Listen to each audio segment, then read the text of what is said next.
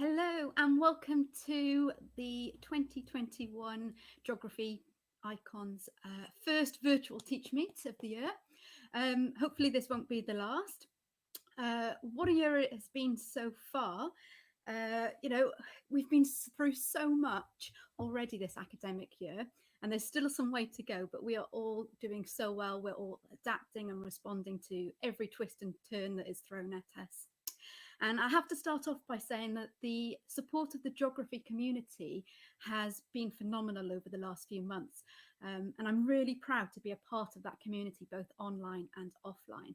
So first of all, I'd like to say a big thank you to all the geography teachers that are involved today and the speakers that will be kind of sharing their ideas and strategies that they've been implementing and trying over the last few months and beyond.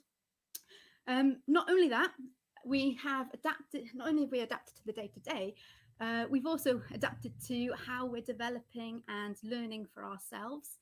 And within the Teachmeet Icons community, we've just gone from strength to strength throughout the pandemic, building on the reputation of the face-to-face events to now being able to bring you virtual events and Teachmeets over the year.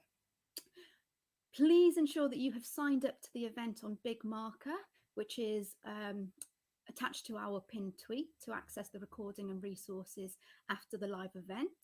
And that will also help you to keep up to date with any future Teachmeet Geography Icon events or any Teachmeet Icon events delivered by other subjects.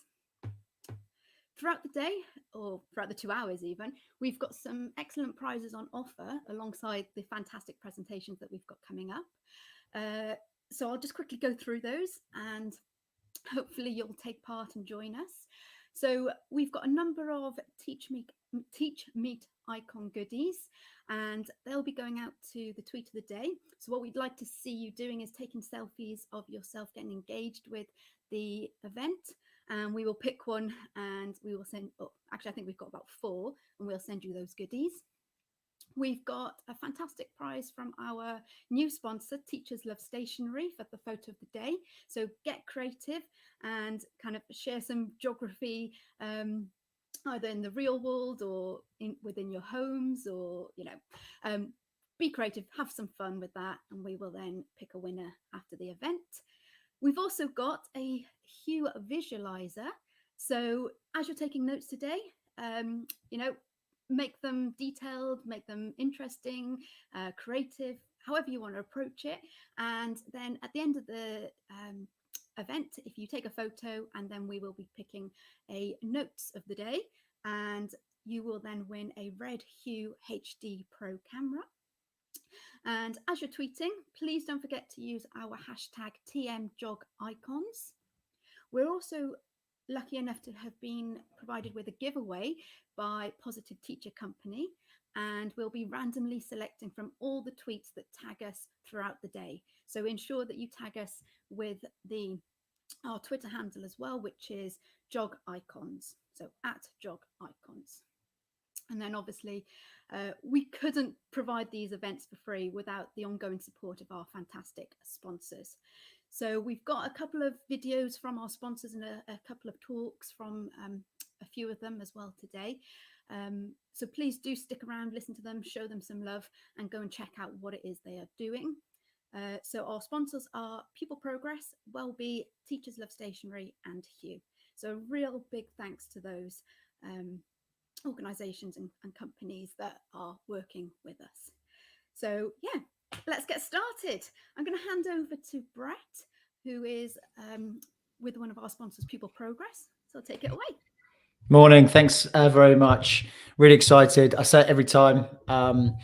We are really proud to be involved with the event. I know how much it means to everyone to keep things free and available at such a difficult time. So we couldn't be prouder to support that. I'm going to just very quickly talk about some things that in the spirit of Teachmeets is all completely free that we offer to support right now. I'm going to talk about centre assessed grades.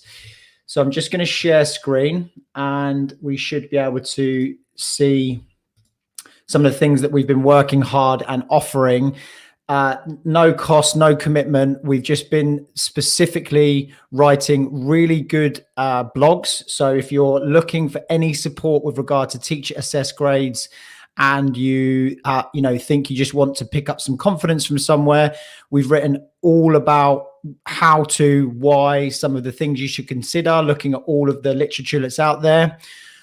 The biggest one, we've been running a series of webinars. Now, we are running webinars all next week on how you can use pupil progress to execute your teacher assessed grades. You can access pupil progress at zero cost to the school up until the 31st of August. So please use it as a resource. But we've also released the recordings from last sessions or last series of webinars. These are all completely free. You don't need to sign up to anything. It will literally walk you through a 3-step process. We discuss whether you use pupil progress or not, how to actually execute your teacher assessed grades.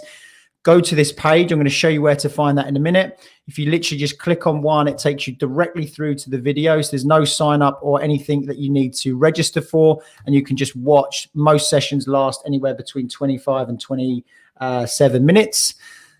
The last thing is these trackers are all accessible at zero cost to you or the school. So if you're trying to buy some time because you're snowed under right now and you want to set your own tracker up on Excel or Google Sheets later on, you want to use ours as an actual resource, just literally you can sign up using the grant enabled access. Everything is calculated using the very latest grade boundaries. You're going to see how it works in the session today with about 3.5 to 4 minute video of what the system does.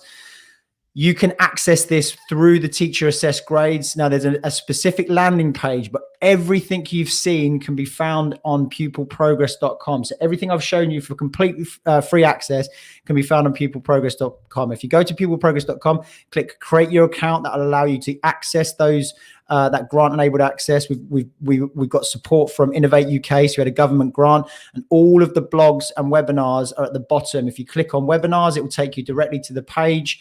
There's where the up and coming events are, and if you click here, it will take you through to the pre-recordings. So I just wanted to say, if you are struggling and you want to try and find some peace of mind and you want to try and find some solutions, we've got a whole bunch of stuff that's completely free. Victoria, thank you so much for such a prime spot this morning.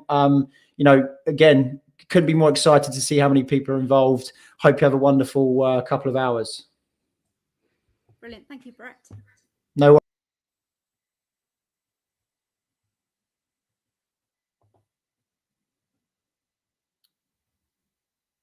So, Tom, if you'd like to play the video there.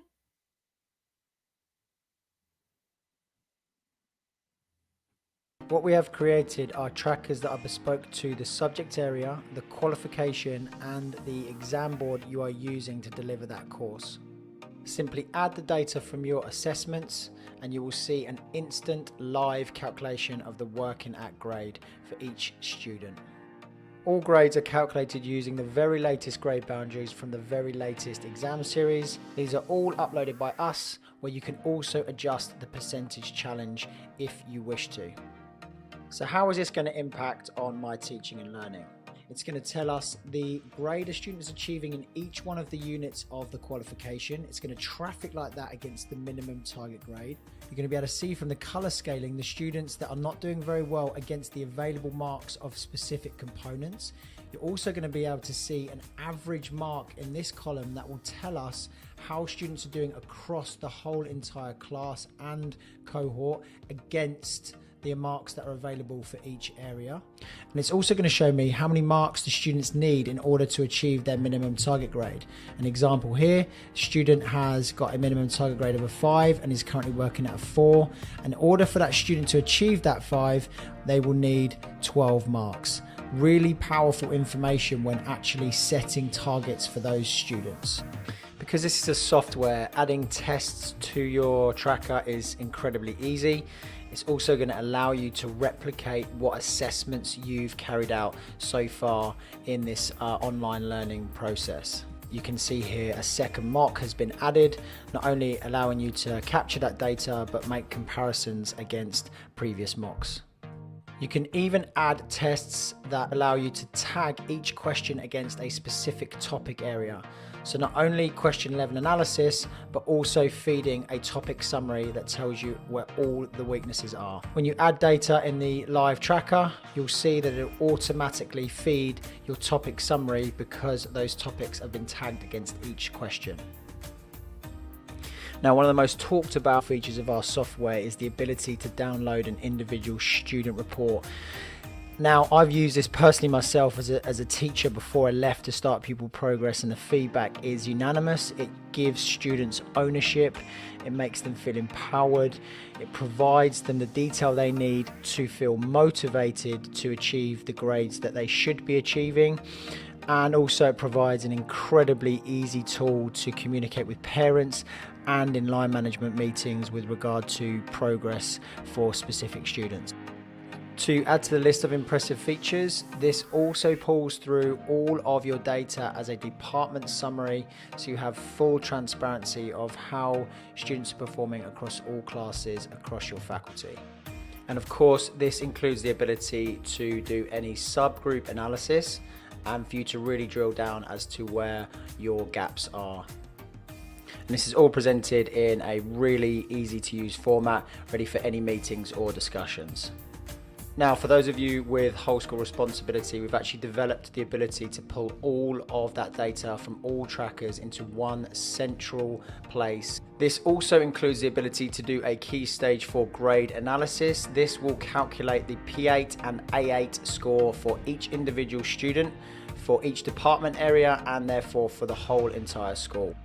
To access this system at zero cost to the school up until the 31st of August, simply visit pupilprogress.com, click create account. There on the 4th step, you'll be able to select your 2 subject areas for your grant enabled access.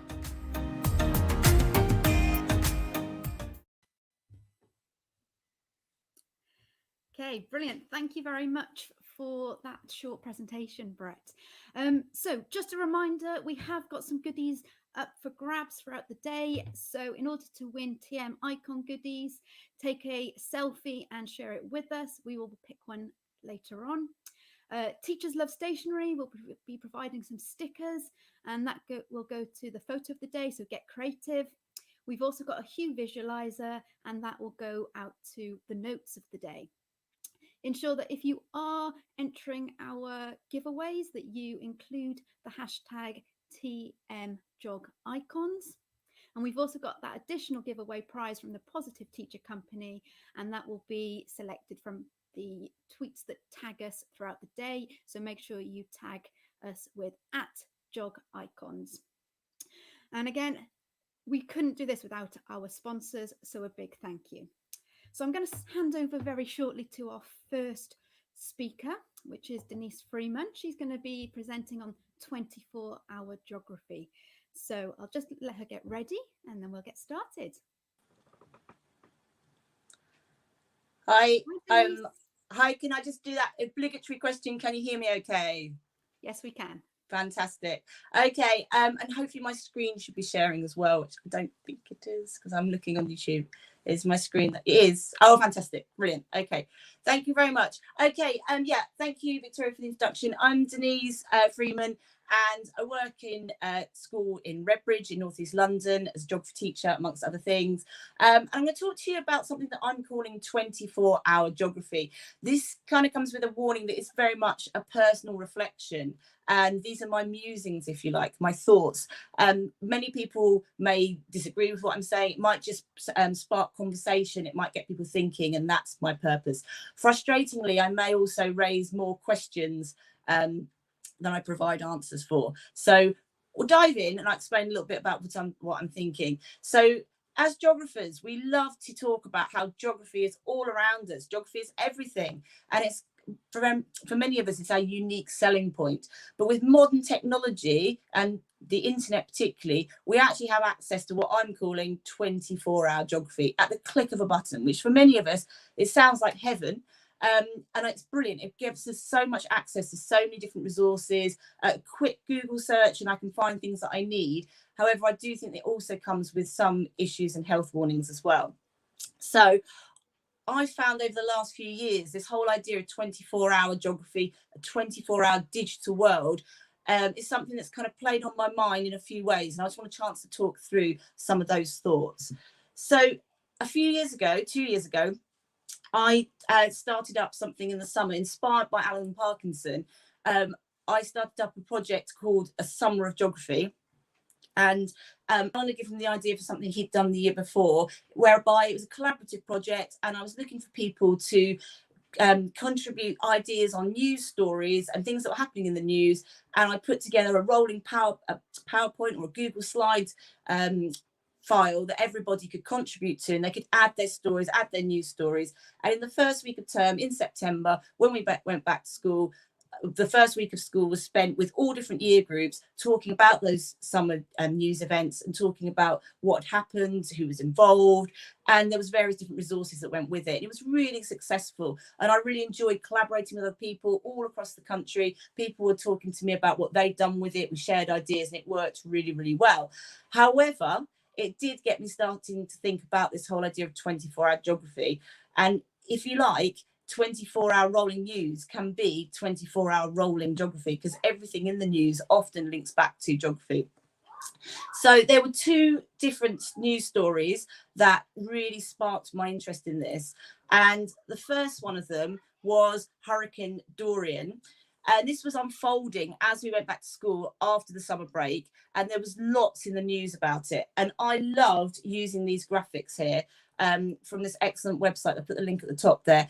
And as the students came into the classroom, I'd have the data live streaming on the board at literally what was happening in the Caribbean, in Florida at that time. You could see the wind swirling around, and they were picking up about it in the news, and they were really, really interested in it as they came in. And we watched and we tracked the hurricane as it moved, and you can also go back in time and we could look at where the hurricane was, and particularly looking at when it stalled over the Bahamas. We were studying weather at the time with year 11, and so it became a natural step to make this our case study for weather and climate. And it was just a really powerful learning event, because that whole week back, whilst we were also talking about the other news events, we were really tracking this as well. Fast forward a year to 2020, and suddenly it was really interesting. I'm talking about it. I'm talking about it in my weather and climate lessons. I can go back, I can get the data, and I can stream it again on the board. But there was limited connection between myself and the students and the event, because it had gone. It was a year ago, and the students didn't remember it. And I think the key thing is there've been lots and lots of different storms and tropical events, and also storms around our country since then. And after a while, I find, and I'm somebody who's watching these events, they tend to blur into one. And that can actually become a bit of a problem when you're trying to talk about it to students, because they're struggling to make that hook and make that connection. Now, obviously, we can't always base our teaching on everything that's happening in the news, and I would never suggest we do that. But how do we cover issues and events as they unfold? Do we then make that a current case study, that current event become a case study? And then how do we make connections with things that then have happened in the past? So we might set this up as a case study because it was a great case study to use, but then 2 years later, how do we make that connection? So that was the first kind of reflection that I had as on the back of my summer of geography. And as I said, I'm absolutely not advocating that we have a situation where we simply use rolling news and rolling news events to inform our teaching. And we've got lots of important case studies from the past. We need to use things and news events from the past to help us understand what's happening now. But the digital world makes it really easy for us to update case studies, to investigate how things have changed since the case study occurred, to see if opinions on what happened have changed. And I think there's a real temptation to get online constantly updating our case studies, updating what we're talking about. And actually, that can feel really overwhelming, particularly as a geography teacher. And so I think it's really important to think about how we can do that in a manageable way, and how we can update and work on case studies without overwhelming ourselves. So that was my kind of second question, really, that came out of this work that I was doing. The next thing is to think about updating our resources. So not only do we update our case studies, but we can also update our resources really easily. We can use textbooks, but now at the click of a button, we can talk about how the pie chart on page 43, for example, can actually be updated, and we can go online in the classroom, right there and then live and start updating it. And I just feel that perhaps as a teacher and someone who's trying to do my very best, that this can actually put pressure on myself to feel that I'm constantly needing to be on top of my game in terms of up-to-date information. And that it's that banner on the Guardian articles that said this article is 4 years old or more than 10 years old. It almost flashes at me when I'm teaching, and it almost screams expired. And I do think that these things are starting to make me think as a teacher, does that matter? How do I deal with it? And you might be presenting something in the classroom, the students go, oh, I wasn't even born then. And it's just making that connection. So I'm not suggesting we shouldn't use it, but it just raises questions for me about how we use these things. The second story that really got me thinking about these issues was the Amazon fires, which obviously, as we know as geographers, they're raging in the Amazon an awful lot of the time. But the Amazon fires of 2019 were particularly covered in the media, and they were part of my geography lessons. And when I was doing that summer of geography, it was the first moment when I put the images on of the fires where the students said, oh, yeah, I know this story. I know this story. This is the one about the Amazon fires. And it was the first one that they were really on top of. And I asked them, oh, how did you know? How did you find out about it? And they said it was via Instagram. And call me old or naive, but I didn't realise that was a thing. I didn't realise that students followed the news via Instagram. And so it started to make me think, how do students access the news? How do they access information? And what's their links with this 24-hour news world or the 24-hour geography world? Are they switched on in the same way? Do we have a preconception about how they're switched on? Do we think they're constantly on their phones? And are they getting updates on their phones? I get BBC News updates. I doubt they do. Where do they get their news from? Should that inform our teaching? Should we be aware of that? And it's just something I hadn't thought of. And again, it's a question I'm putting out there, something to consider. So as well as thinking about the young people and as well as thinking about how they're accessing news, I also started to think about myself as a teacher, and I've already hinted a little bit about that. How can I manage my interaction with this 24-hour online world? So for me, it's always been about collecting information, collecting resources. I used to cut out clippings. I used to cut out newspaper clippings. I've filed them away. I've still got them. And it's no different now. It's just the news agent's open 24 hours a day and I can access it at all times. And it's a much bigger news agent because it's online. And it can be mentally hard to process all of this information. I'm on Twitter. I'm tweeting news events. I'm bookmarking resources. My social media is full of information about geography and geography events. And it can be mentally hard to thinking, I'm not doing enough. How do I process all this? How can I access all my bookmarks? There was no store. Where's it gone? I need to use it. I can't find it.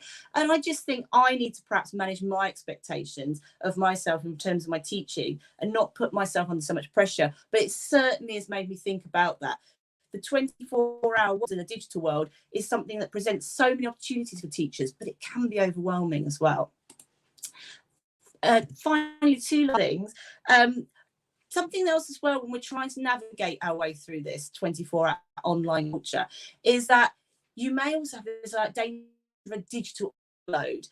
That might actually sometimes mean a bit of a narrative of catastrophe and climate change and wildfires and hurricanes and etc. And I just wonder sometimes, is there a danger that I might be setting up in a kind of eco-anxiety situation? And absolutely, I understand it's about how I teach it, it's about pedagogy. But these are just personal reflections for me to think about and making sure I'm presenting the news in a really fair way, and also making sure that I've got a duty to the students to think about how I'm presenting it to them. So whilst I understand the counter arguments in terms of dealing with it, it's something that I've thought about. So taking those thoughts on board, finally, I just wanted to think about the idea of perhaps actually going offline as well. So a few years ago in January, I decided that what I would do is I'd actually try and disconnect a little bit from this 24-hour world of geography. And I tried to do what I call a digital detox. And I told my students we're going to only do work and homework that doesn't involve the internet. There was no homework involving technology. This was before remote learning. And they really got into the idea and they really held me to account over it. And it just made me think, really, moving forward, that there are alternatives and the internet provides so much for us and it helps us so much. But I need to think about other ways as well of accessing information and other ways of teaching and learning. David Lambert often talks about finding a garden of peace, an idea that is proposed by David Wadley. And it's thinking about that idea that the 24-hour world, the 24-hour city, the rolling news, it's dulled our ability to think. And I just think it's about finding a balance between the opportunities that technology offers and also the need to perhaps sometimes switch off. So it's a really personal reflection, and I can see the chat going crazy, and I haven't had a chance to look at that and talk as well. I will have a little look at that now. But it was just, thank you very much for listening to my thoughts. Thank you. Thank you very much, Denise. That was brilliant. And you've really made me think about that kind of element of how much am I scaring the kids by the news articles that I choose, and that eco-anxiety. Blimey. Okay, lots to think about there. Thank you very much. Our next presenter then is Emily Chandler, and she's going to be presenting on summarising learning through projects. I'm really interested to see what you've got to say. So hello, Emily, how are you doing? Hello, I'm good. Can you hear me? I can hear you. Yes, absolutely. Okay, I'll let you get yourself ready and look forward to seeing what you've got. Okay, let me just share my screen.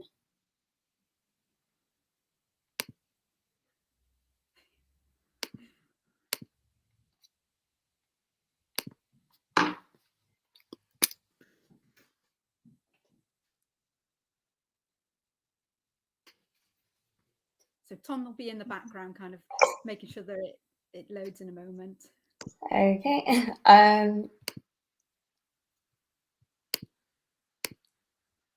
So just a reminder, if you haven't joined in with any of the competitions yet, we have got quite a variety. We'd love to see your selfies. I've already seen quite a few popping up on my other laptop, or husband's laptop even. Okay, brilliant. Let's get started then. Okay, so yeah, I'm going to talk about something that we've been doing in our department, where we've been using projects as a way to summarise learning at the end of the topics. So really, our aim behind this was as a way to bring the whole topic together whilst allowing the students to be creative and also embedding skills into the lessons as well. I'm going to talk about 3 examples of this, but some of the skills, lots of it has been using map skills, but also technology skills. And in one example, we gave the students options of different ways that they could present their project. One option was an essay, where we also taught the Year 7 and 8 students who were doing it how to write abstracts and also bibliographies, so skills that will be really useful for them in the future. Okay, so one example.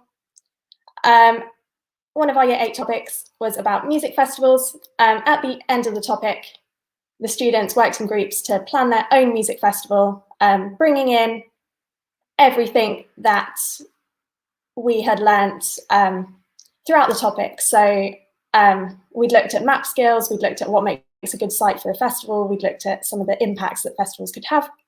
There are just 2 examples of parts of the student work. First one, students had located the site and chosen it on an OS map, then gone on to Google Earth to find their site and plan out where they would put everything, then went on to explain why it was a good site, why they chose those areas to use.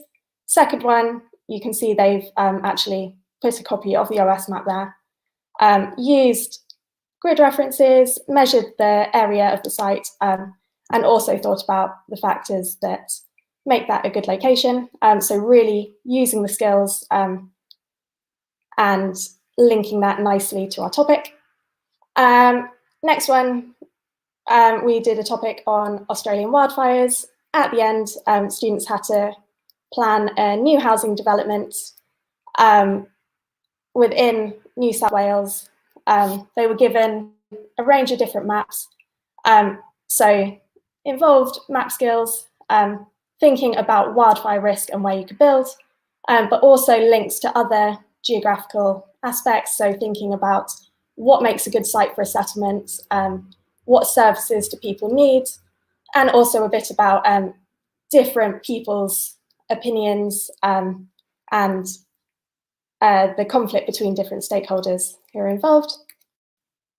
And then the final one, this was actually an idea that we used for all of our Key Stage 3 classes at the end of their last topics. So we gave the students a list of different ways that they could present their projects. Some of them were documentaries, podcasts, cartoons, magazines. Also, they could do a PowerPoint, they could do an essay. And we gave them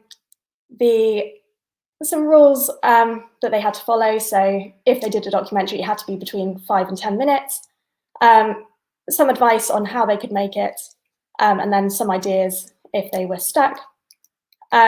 This is an example from our Year 7 one. So we gave them a list of different questions that they could think about. They had to pick one question and then create their project based around that. The questions were quite broad to allow them flexibility to really explore in depth. So here they're just, screenshots of some of their work. So one student made a cartoon, one made a film where they had different animals telling the story about the future of Venice. And then students made podcasts as well. So overall, I think it was a good way for the students to be able to explore a topic in more depth than they maybe otherwise would be able to, and really go into lots of detail and really demonstrate their understanding, whilst using the skills that they've learnt. And also, I think through doing this, particularly with the podcasts or the films where they had different characters, it really helped them to think about different people's perspectives, more so than maybe they would if they were just writing an essay instead. So yeah, I think overall it was a really successful way at getting that detail and those skills embedded. Okay, thank you for listening. Yeah. Thank you very much, Emily. That was great. Loads of ideas there to take away.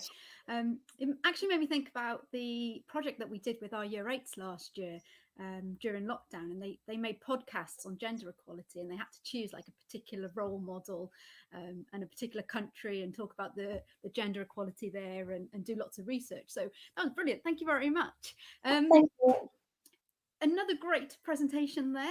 I'm going to hand over to one of our sponsors. Well, I say hand over. We've got a short video from Hugh about their visualizers, so you can kind of see how they could be used in the classroom. And this is one of the, I believe it's one of the visualizers that's up for grabs. So we've got a Red Hue HD Pro camera visualizer available today. And just setting it up. I love my Hue camera. I use it not most lessons, but throughout the week, and it is so useful for modelling.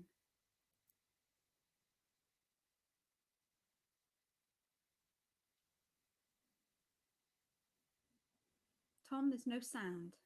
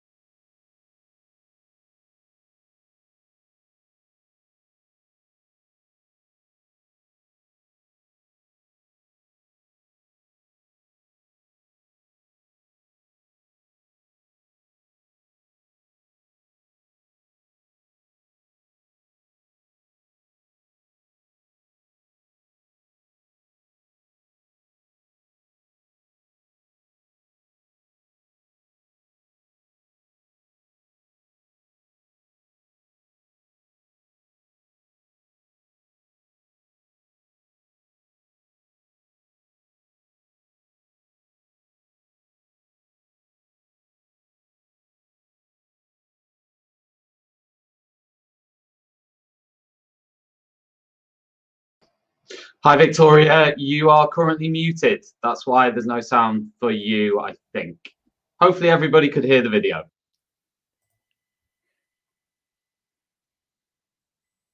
Hello. I don't know if it was just me or whether it was at the bigger end, but I couldn't hear that video. So if you weren't able to, please do check out the Geography Icons Twitter feed. I have just posted the video link there for you. So next up, we have got Martin, who is going to present to us about curriculum artifacts. I'm really intrigued by what you mean by this, Martin. Hopefully you are ready to join us.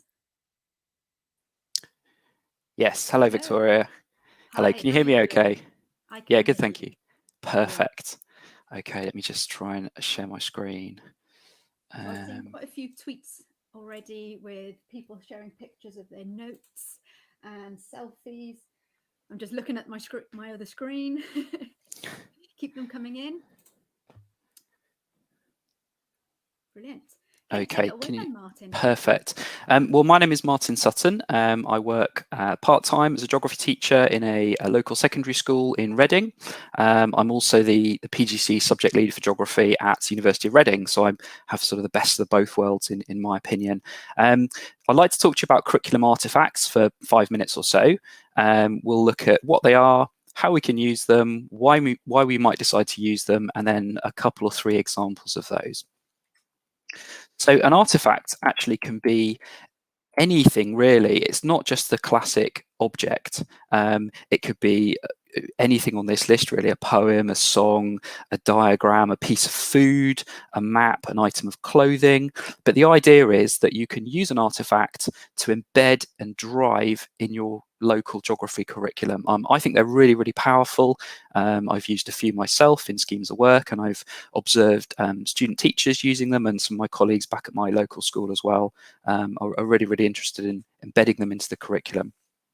So curriculum artifacts are different to lesson props. They're not just a prop or a resource that we'd use in a lesson as a one-off. That's really important to understand. They are multi-layered. The idea is that they have these layers that you can peel off and expose over a number of lessons across a sequence of work over time. It's not just a one-off that you'd look at and say, right, lesson done, let's move on. And that's a really important, probably the most important quality that they have. They must deepen thinking. They're not just, it's not any old jumble that you can just pick up and use as an artifact. They must possess special significance. So there must be some sort of interest or a need to know or a hook, as we call them. But importantly, they drive that sequence of work or sequence of learning. They're fully embedded. They're not just a one-off prop.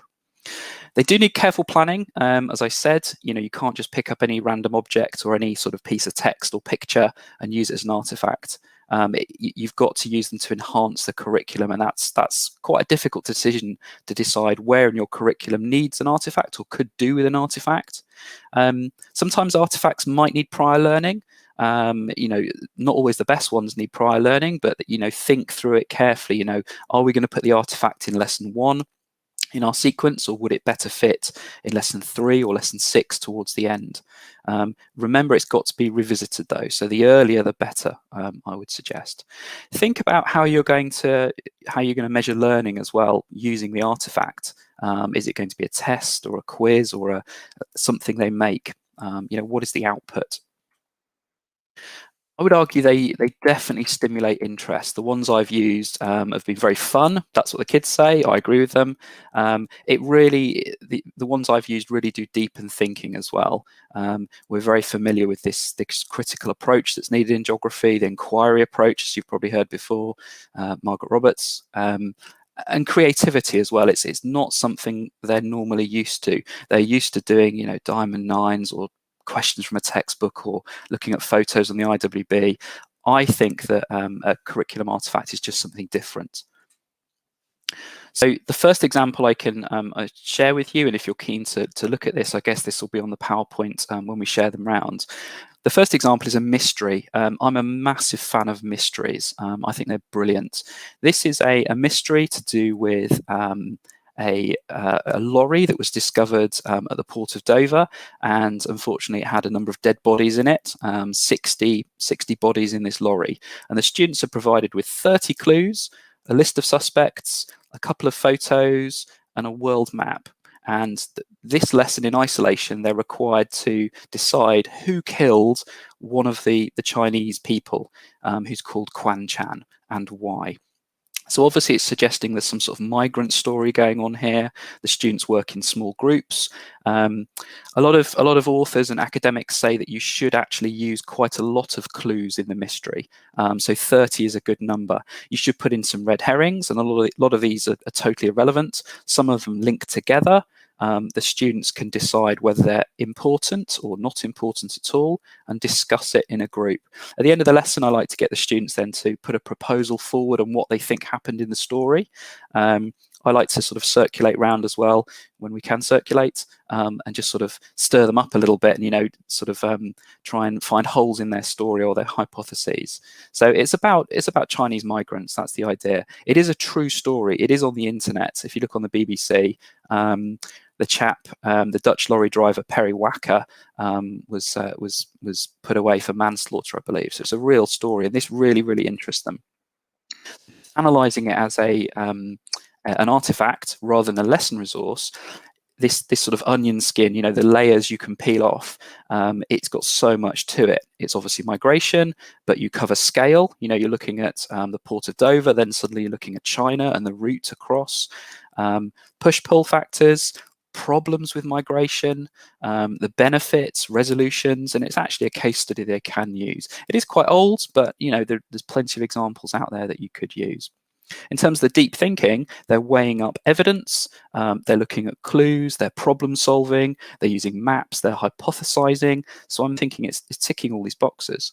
In terms of the hook and the empathy, it's there as well. You know, they really care about these migrants. It's really, really interesting to see them get quite passionate about this. And the curiosity as well, because it's a mystery, we sell it as a mystery. You're going to be geography detectives. We give them a little geography notepad where they can write down their findings. And they want to get it right as such. Pretty quickly, they realize it's migration, but they want to get the exact sequence of events correct.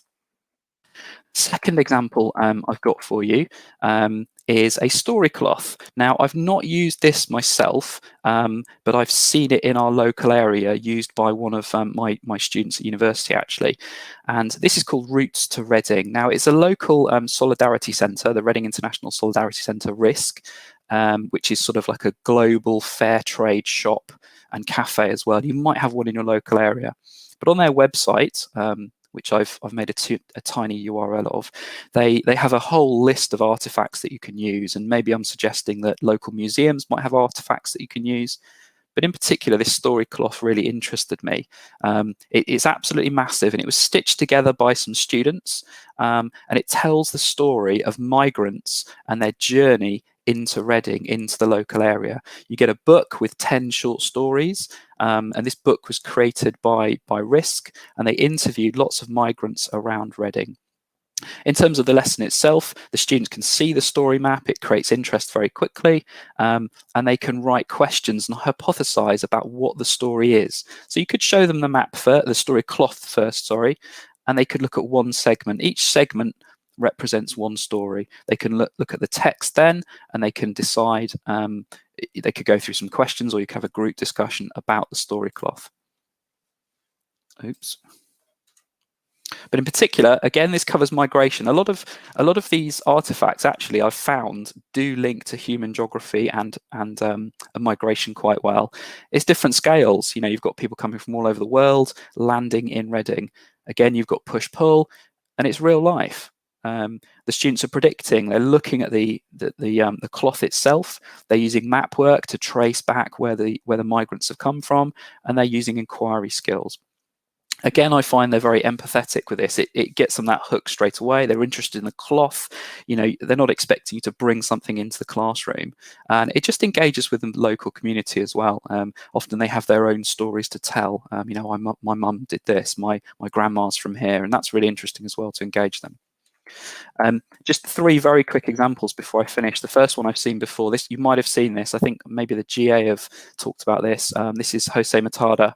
who was unfortunately a chap who fell from a British Airways flight in West London, and he was a migrant as well, and his body was found on the floor, completely frozen, and the students have to piece together this mystery. So you can Google that one. Obviously with this one and Quan Chan, there's a bit of sensitivity as well. You know your class as well as anybody, and you need to judge whether this is an appropriate thing to talk about. The middle one is called Kilkelly. This is an Irish folk song, and this tells the story of some Irish migrants, again, that moved to the United States and settle. And then one of the migrants writes letters back to his family in Ireland, telling them about his life in America, and that's really, really interesting as well. But that's quite a famous one as well, and it's actually a song. And thirdly, on the right, I've created a tiny URL just quickly as well. The GA are very big on mysteries, and they've got, I think, 10 or so mysteries that you can get ideas from. But I'd encourage you really to create your own. I'm not saying come and look for my story map, but have a look at the ones that are around you and your local area, but also think about creating your own. So just in summary, artifacts can be used to make a strong geography curriculum. They're not add-ons, they're not lesson props. There's definitely powerful geographical learning going on, but they should be picked carefully. Don't just pick up anything. I'd advise you to sit down at a department meeting, and if you've got a weaker area of your curriculum, perhaps that could be an area that somebody might suggest you start thinking about an artifact to drive that and drive the powerful learning forwards. Okay, that's it. Thank you very much, everybody. And I hope you enjoy the sun later at midday. Brilliant. Thank you, Martin. That was great. I like the fact that there was so much overlap between yours and Emily's there, kind of helping us to think about geography in the bigger picture and the synoptic nature of it. Can't get my words out. Blimey.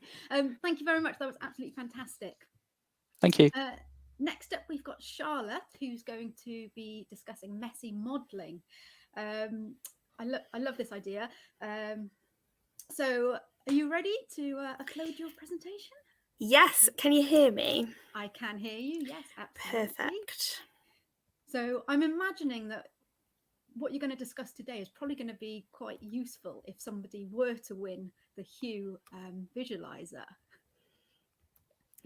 Hopefully. So can you see my screen? We can, yes. Perfect. For some reason, for me, it shows as a whole PowerPoint, but for you guys, it's slightly smaller. So I apologize about that. If you just go into present mode, Charlotte. So if you just go to slideshow and present at the top, then it should show as full screen, hopefully. Yeah, if you go slideshow from current slide. From slideshow from current slide. It's done on my screen. We'll see. Oh, okay, no problems. It might be present mode then, possibly. I'll go. Bye. It shouldn't be a problem. I'll try one more time. So I'm Charlotte. I am from the University of Birmingham School, and I'm going to ramble on for a few minutes about modelling, which is something that I have been focusing on this year quite a lot. So if you do follow me on Twitter, I'm a little bit of a literacy nerd. When I was at school, I loved English as much as I love geography. So I've really enjoyed being able to sort of combine the two things that I really enjoy in my classroom. And the sort of journey that I've been on with modelling has been quite significant because I started off when I sort of was in my NQT year, and this links to Catherine's talk, I'm sure, a little bit later. And when I was teaching my sixth formers to write essays, I would be going on about peeing, and I'd just kind of give them a structure and tell them to fill it in, and then expect that they'll reproduce that in their exam. And since then, over this sort of the last 6 years, my teaching practice has changed quite significantly. And I'm really proud of sort of the point that I'm at personally with modelling, because I think it's something that us as teachers can often feel quite nervous about. And it's absolutely something that a visualizer is perfect for. So I'm going to talk about messy modelling. Now, I've been working, my school has been working with the National Literacy Trust. So it's been a really large part of this process as well. And the whole of my talk today kind of centres around this quote that I get all of the time in assessments and sort of writing tasks that we do. So Miss, I've finished, and I'm like, just come on, read back through your work, check what you've done, change mistakes, see if you can make it better. And then if you watch the pupil, they will literally sit and do absolutely nothing because they think, I finished, I don't need to do anything, my writing is perfect. And actually then when we come to market, I think we all know that that isn't probably the case. So hopefully my slides will move on. I'm not sure why it's not sharing. I'm going to just try one more time.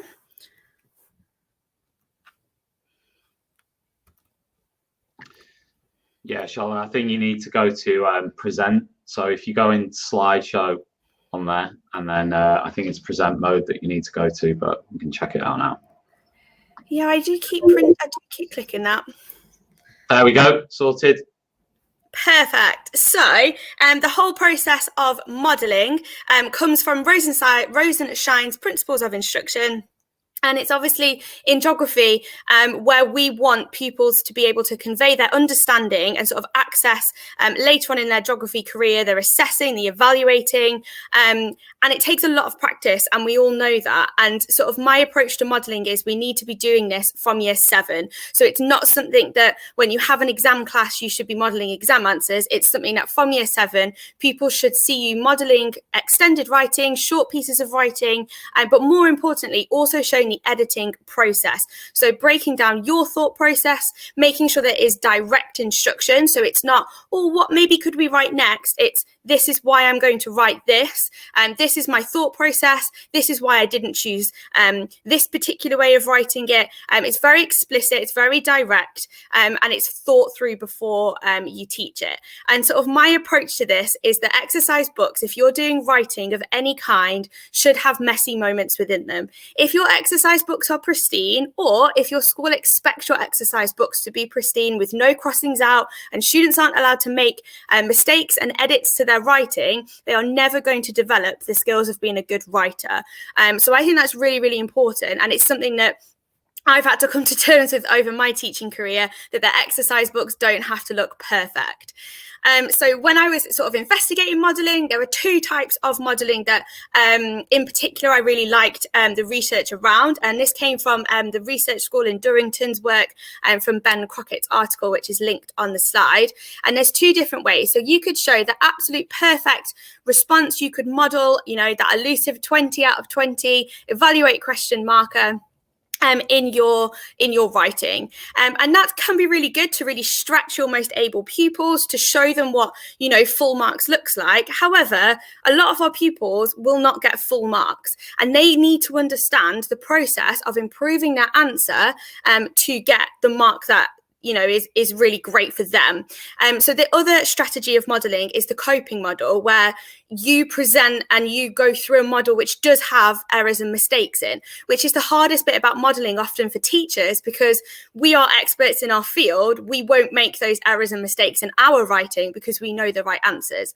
But it's having that confidence to make sure you do make the mistakes that perhaps our pupils would, so that the novice learners can actually improve their answer, because they'll understand and they'll be able to empathize more about the words they see on the screen, because it's more like what they will see, and then they can understand sort of your thought process in making that better, so they can identify with the answer much more. And there's also quite a big link with modelling and cognitive load theory. So again, another article I really liked from the Charter College was, what is the purpose of the modelling you are doing? And in some modelling, you could try and tackle SPAG. You could try and tackle structuring an answer, so making sure it's coherent. You could tackle the geography itself, the explanation, the incorporation of examples. All of these things make excellent writing in geography, but actually you don't need to focus on all of them all at the same time in your modelling. And actually, you should only be doing that once you've sort of mastered each step individually. Because otherwise you are going to be overloading our students' poor brains, and they are not going to be responding to your modelling. And in geography, I kind of think there's 2 ways that I've explored with this. So there's the modelling of the whole answer. So that could be modelling an explain answer, a 4-mark question, which goes from me bugging the question, why I've done the bugging, the underlining that I have, selecting the right content and which geography is relevant for the question, perhaps addressing some misconceptions, ordering the content coherently. So why am I writing this bit first? Choosing your discourse markers. Why am I using the word firstly? Why am I using the phrase this means that now enables explanation? So that this sort of form of modeling is very much the whole answer being created in the first instance. And probably linking again to Catherine's sessions a bit later, you don't need to you don't need to make a really solid sentence or whole exam structure for this. Pupils' writing needs to be able to develop their own sense of skill. And I think if we're too structured in that, it can make it quite difficult. And then the other side of modelling that I've kind of more recently explored is this messy modelling. So the idea that once we've got a pupil that has written an exam answer, what are we teaching explicitly to help them edit it, so that when they have finished their exam or they've finished their piece of writing, they know exactly how to edit their answer to make it better, because they can spot the things that need to be changed. So that could be a short 4-mark question where you show them how to check their SPAG. It sounds really silly, but pupils are quite bad at checking their own spelling, punctuation and grammar, and there are marks available for that in the GCSE exams. It could be encouraging them to cross things out and make alterations. So one thing that I still haven't fully got my brain around is nominalization and the changing from verbs to noun to make their writing more coherent and to explain things better. And that takes practice, and in your exercise books they should be able to cross things out, reword things and practice that. And one way that I've done that in my classroom, and this was a lovely animation from one of my online lessons that I just cannot get to embed in my PowerPoint, but for the sixth form lesson that I was recently doing, we were looking at the start of an essay and how you can sort of signpost what your essay is about. I modelled one. They did it for a very similar exam question as a little groups, and then we did it together. But then we also did the editing side of it. So once they'd written it, we then did an I, we, you on how we edit that particular answer. And it worked really, really well, because what I found in the exam after was that they were going back and changing relevant bits. And I think one thing that we take for granted as expert writers is that we can do the editing process as we write. We do that naturally. We don't even really think about it. We can filter the relevant geography. We can filter the relevant words as we write, because we've done it for so long. Our pupils can't. So they need this breaking down, and they need time to be able to build it. And if we build that time from year 7, then when they get to sixth form, they are really competent writers who can convey all of the fantastic geography that they know. So just checking my time so I don't witter on. My final point is that it's okay to cross things out. Please, please let your children have a messy exercise book when it comes to writing. Allow them to make mistakes and allow them to really think about the quality of their writing. I have talked loads about the writing revolution on Twitter and on the blog, so please have a look at that if you are in any way interested. But thank you for hearing me ramble about literacy. Thank you very much, Charlotte. That was fantastic. Lots and lots to think about there for many of us, I imagine. And I think the fact that you mentioned about introducing modelling right in year 7 is so important, because the link between modelling and scaffolding is so vital there. Okay, so on modelling, we are going to try the Hue advert again, and hopefully you'll be able to hear it this time so you can see how the Hue visualizer might work for you. Brilliant. Thank you very much, Charlotte.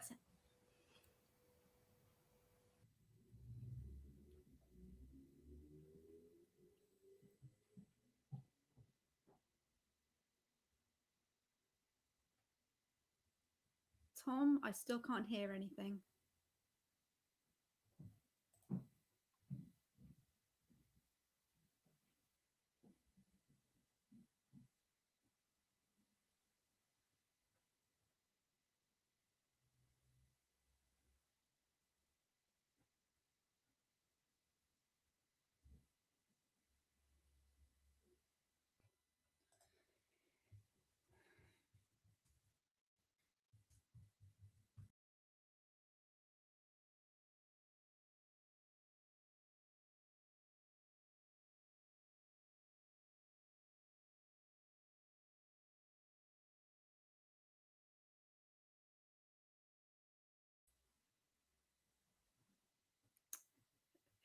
Thanks, Tom. Sorry about that, and wasn't working. Again, we'll post a link into our Twitter feed so you can see the video for yourself if you wish to. Okay. So next up, we've got a short piece from Sabrina from Teachers Love Stationery. Are you with us? Hi. Hi, How how are are you? you? Very well, thank you. How are you? Good, I'm great, thank you. Excellent. Thank you very much. Do you have a presentation or video to show? Yeah, so I'm just going to chat about our company and let everyone know the services we offer. So firstly, thank you very much for having me on. And we're really proud at Teachers Love Stationery Club to be sponsoring Teachmeet Icons, because it's obviously so important to have this community and also have the opportunity to share best practice. And as a science teacher, I know a lot of my colleagues like to join in. So it's always great to be here. Thank you for having me. Hi, everyone. My name's Sabrina, and I'm the co-founder and co-owner of teacherslovestationery.club. My husband and I are both science teachers, and we like buying our own subscription boxes because it's a bit like a little treat, a little well-being present for ourselves that comes through the door once a month. And it's so much fun just to open, and it's a little treat, and we just really enjoy getting our subscription boxes. So I enjoy stationery. I really like pretty stationery. And I was looking for a box that would be okay for teachers or usable, but a lot of the stationery boxes out there are more appropriate for people who are maybe working in an office environment. It's quite high-end, expensive stationery, not really classroom proof. Or some of the boxes were a bit more about getting cutesy add-ons like badges and key rings and so forth, which we don't always use as many as they send out. So I decided to start my own stationery subscription box company, as I said, with my husband, and we are by teachers and for teachers. So everything in our boxes, we pick ourselves, and we look at the sorts of things that teachers would use, whether it's for their own use or in the classroom. And I'm going to go through a couple of our boxes with you today that we've had in previous months. I'm going to start with the November box from 2020. So to adjust my camera, here we go. And what you find is each month you get your lovely postbox size A4 box, and it's about 2 centimeters thick. So even if you're not at home, it will still come through the door. So you come home from work and you've got this lovely box of treats waiting for you. Now, when you first subscribe, you will get a Teachers Love Stationery pencil case, and on this side, it'll be personalised for you with your teacher name or whatever name you want on there, and a little diagram. Normally we have a star, but for people subscribing today at this geography event, we're going to have a special exclusive pencil case. So if you would like to subscribe, please do use the code and you'll get one of our special pencil cases. So this is our box from November 2020. There was a black lined notebook, which is great just for, taking notes, meetings, or scheduling out what lesson you're planning when before you put them in your teacher planner. And we also had some black post-it notes, which you might be thinking, okay, how do I write on that then? Well, we also included a box of glittery gel pens that write on any colour. So they write on white, black, red, whatever colour paper you're using, they show up for that, because the theme for this box was fireworks night. And we also included a little organza bag with a few gifts in it. So there's some firework themed washi tape, a clip-on washi tape cutter. Because obviously November is a very cold time of year, we thought we'd send a little apple and cinnamon tea bag out to keep you warm. And some popping candy, so it's a bit like fireworks in your mouth. And last but not least, there was some reward stickers and marking stickers in the box. So you could give those to your pupils or use them when you're marking to add comments to pupil work. Our most recent box has been really popular. So this for April, the theme of the month was Bluebell Woods. And again, your box comes through the door, ready for you. And inside this month's box, we had a desk pad with a to-do list, some important notes section, priorities and wellbeing activities all featured on there. A Bluebell themed little pack of post-it notes, and we all know how quickly we all burn through post-it notes. 2 black gel pens with barrels in the colour of the theme for the box, and they're soft touch plastic by the Kako brand. And one of our special items that people were really keen on this month were erasable highlighters. So there's a pink one and a blue one, but the other end erases if you've made a mistake or you want to remove the highlighting afterwards. So they were quite popular. a Faber-Castell branded mechanical pencil with a retractable eraser at the top. And because we always make mistakes, an additional retractable eraser that clicks expand. And in the little organza bag this month, there was some chocolate eggs because, of course, it's Easter and we all need our chocolate fix. Some replacement pencil leads. A little blue bell pin, because why not pop that on your lanyard at that time of year. And lastly, more reward stickers. So some for marking, so you could tell pupils why you're proud of them or what you're proud of the work they've done. And then some other reward stickers here, again, in the theme of Blueberry Woods.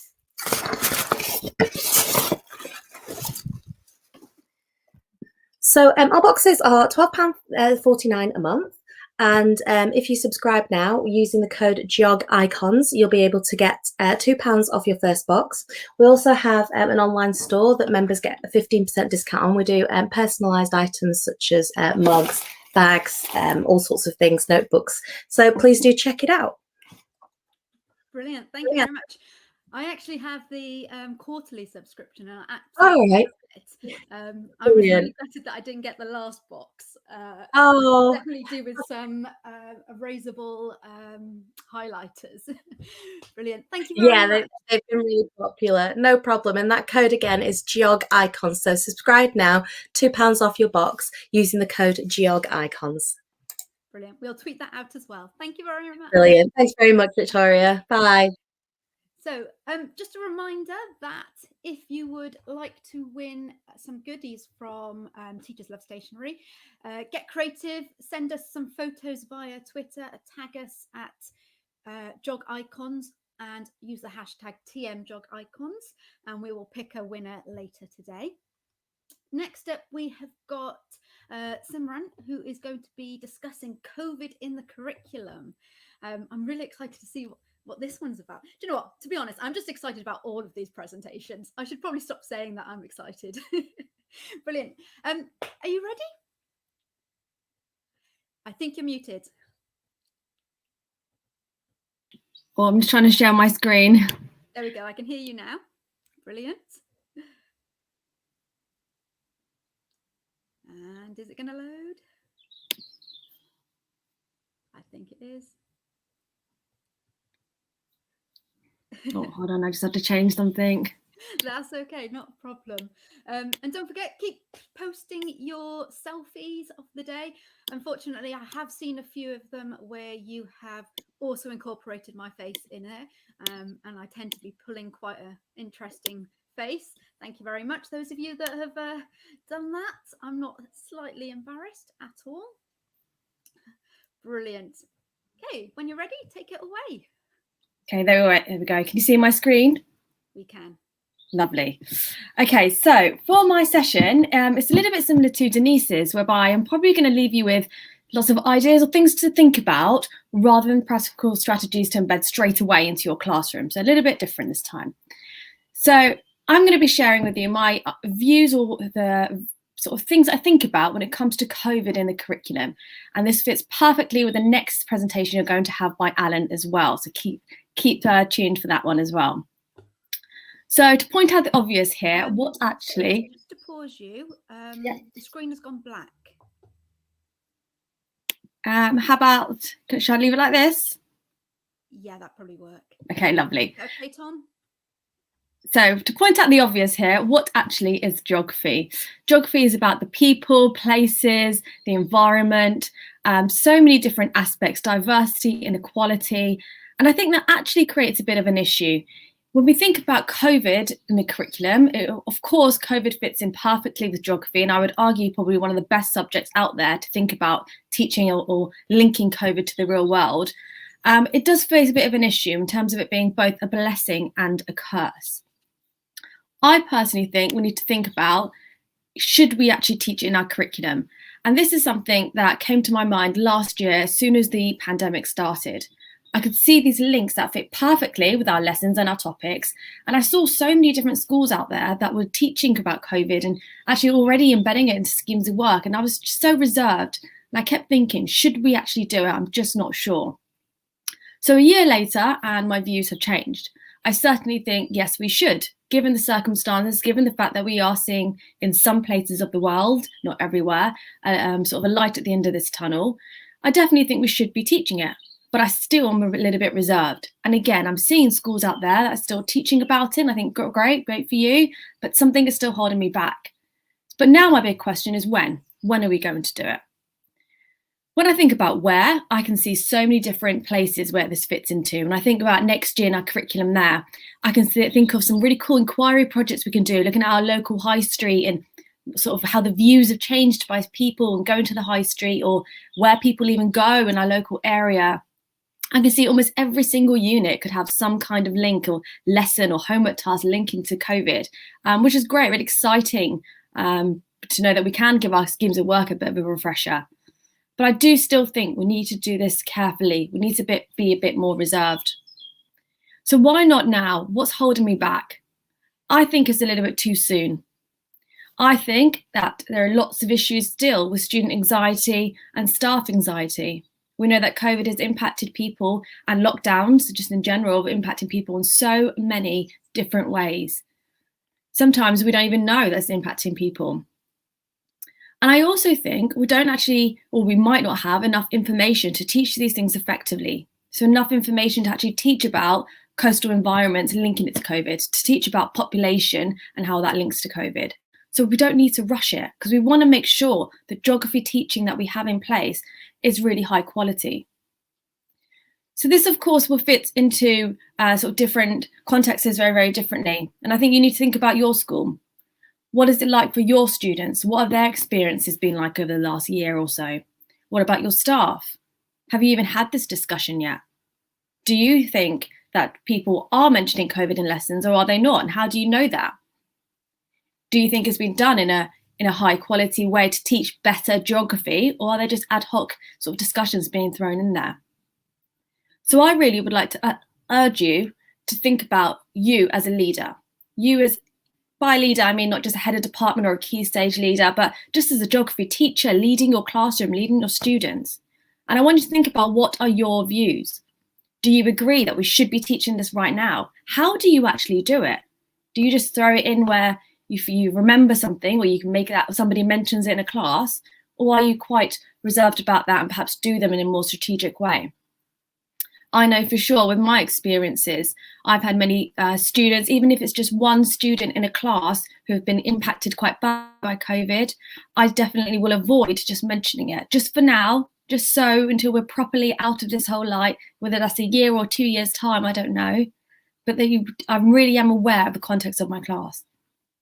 And then I would like to urge you to talk to your departments, that whether or not they're specialists, non-specialists, people that are actually in your team, or people that teach 1 hour a week, and having that discussion with them to make sure your views and the way that you teach geography and linking it to COVID is consistent, to make all of those learning experiences really, really positive. So why is this so important? For 2 reasons. To protect the well-being of our staff and students, to make sure everybody is safe, everybody is enjoying geography lessons, and perhaps avoiding any potentially triggering moments. But also on the flip side of that, to make sure we're teaching about the geography of COVID properly. We're doing it in a correct way. We're doing it so it's suitable, it's appropriate, it's accurate. Are we really improving their geographical learning by mentioning COVID? And that's something that might actually take a bit of time to fully embed. So as I said, just a few thoughts and questions here, because I really do want you to think about your leadership of geography as a classroom teacher or above that. And I think if you are sitting here thinking this is the right time for us, and I think I've got loads of ideas and schemes of work that I want to do, then I think you'll find the next session by Alan really engaging and interesting to find out exactly how you can do that. But I do want you to sit there with a critical eye, or just with any ideas when it comes to your geography lessons from Monday onwards, to make sure you are doing it properly. Maybe you can think about that little pigeon picture there to jog your memory. So if you do have any thoughts or opinions on this, I think we should get the topic of discussion going. So please do tweet about it, mention it me, or just in general, just have a little chat about it. Because I wonder how many other people out there are really thinking about this carefully. So thank you very much. It was a very short update there. I'm going to pass it back to Victoria. Brilliant. Thank you so much. So much to think about there. And I'm just reading the comments that are coming up, and there's lots of kind of debate, people thinking that, you know, it's a really great idea, but it really needs careful consideration. Brilliant. Thank you so much. So next up is going to be Alan. And title of this presentation is Exploring the New World Order. Hello, Alan. How are you doing? Hello, I'm good, thank you. Can you hear me okay? I can hear you okay, and I can see your presentation already as well. So I hand it straight over to you. Excellent, thank you very much. Yeah, so Simran and I had a little sort of chat yesterday about the fact that her session was going to, I guess, overlap slightly, although what I'm going to do is look at the slightly bigger picture. So Simran explored within schools and whether or not to teach about COVID or mention it.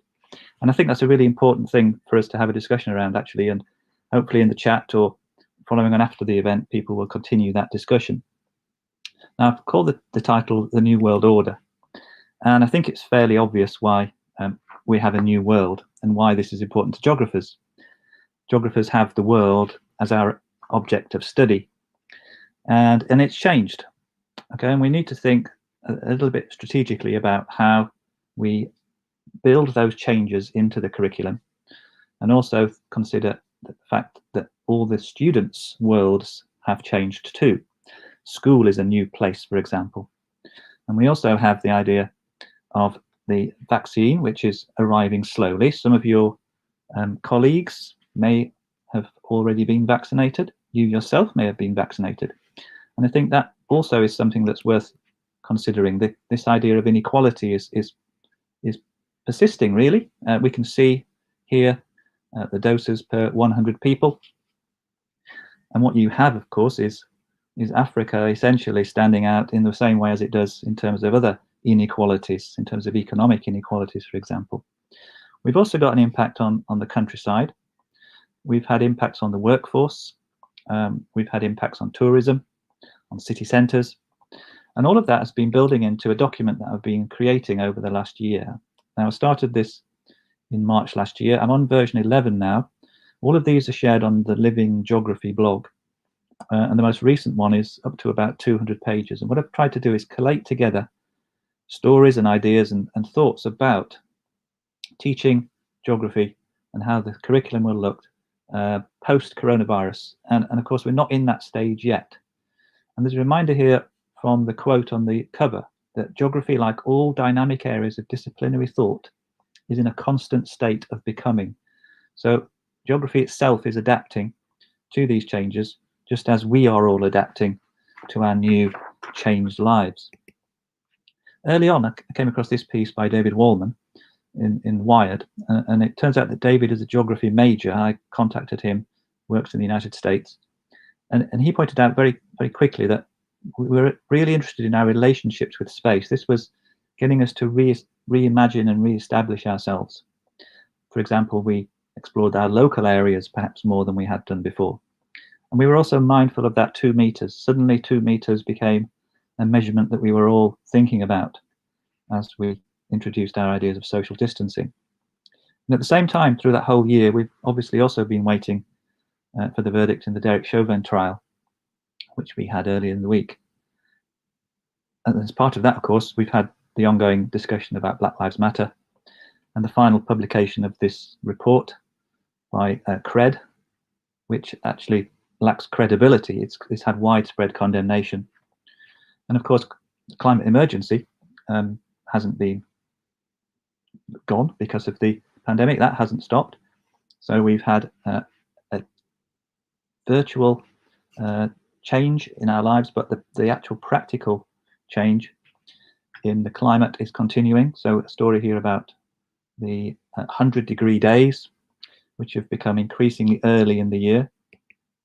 A UN report from The Guardian earlier this week, which said that although people were saying that perhaps our loss of travel was going to slow down the carbon emissions in the atmosphere, that actually the climate crisis has been relentless. And recently I came across this lovely animation. It's in the New York Times. It's an interactive in the New York Times. And as you scroll down the page, it tells a story of climate futures. and is aimed at young people. So that's perhaps worth checking out too.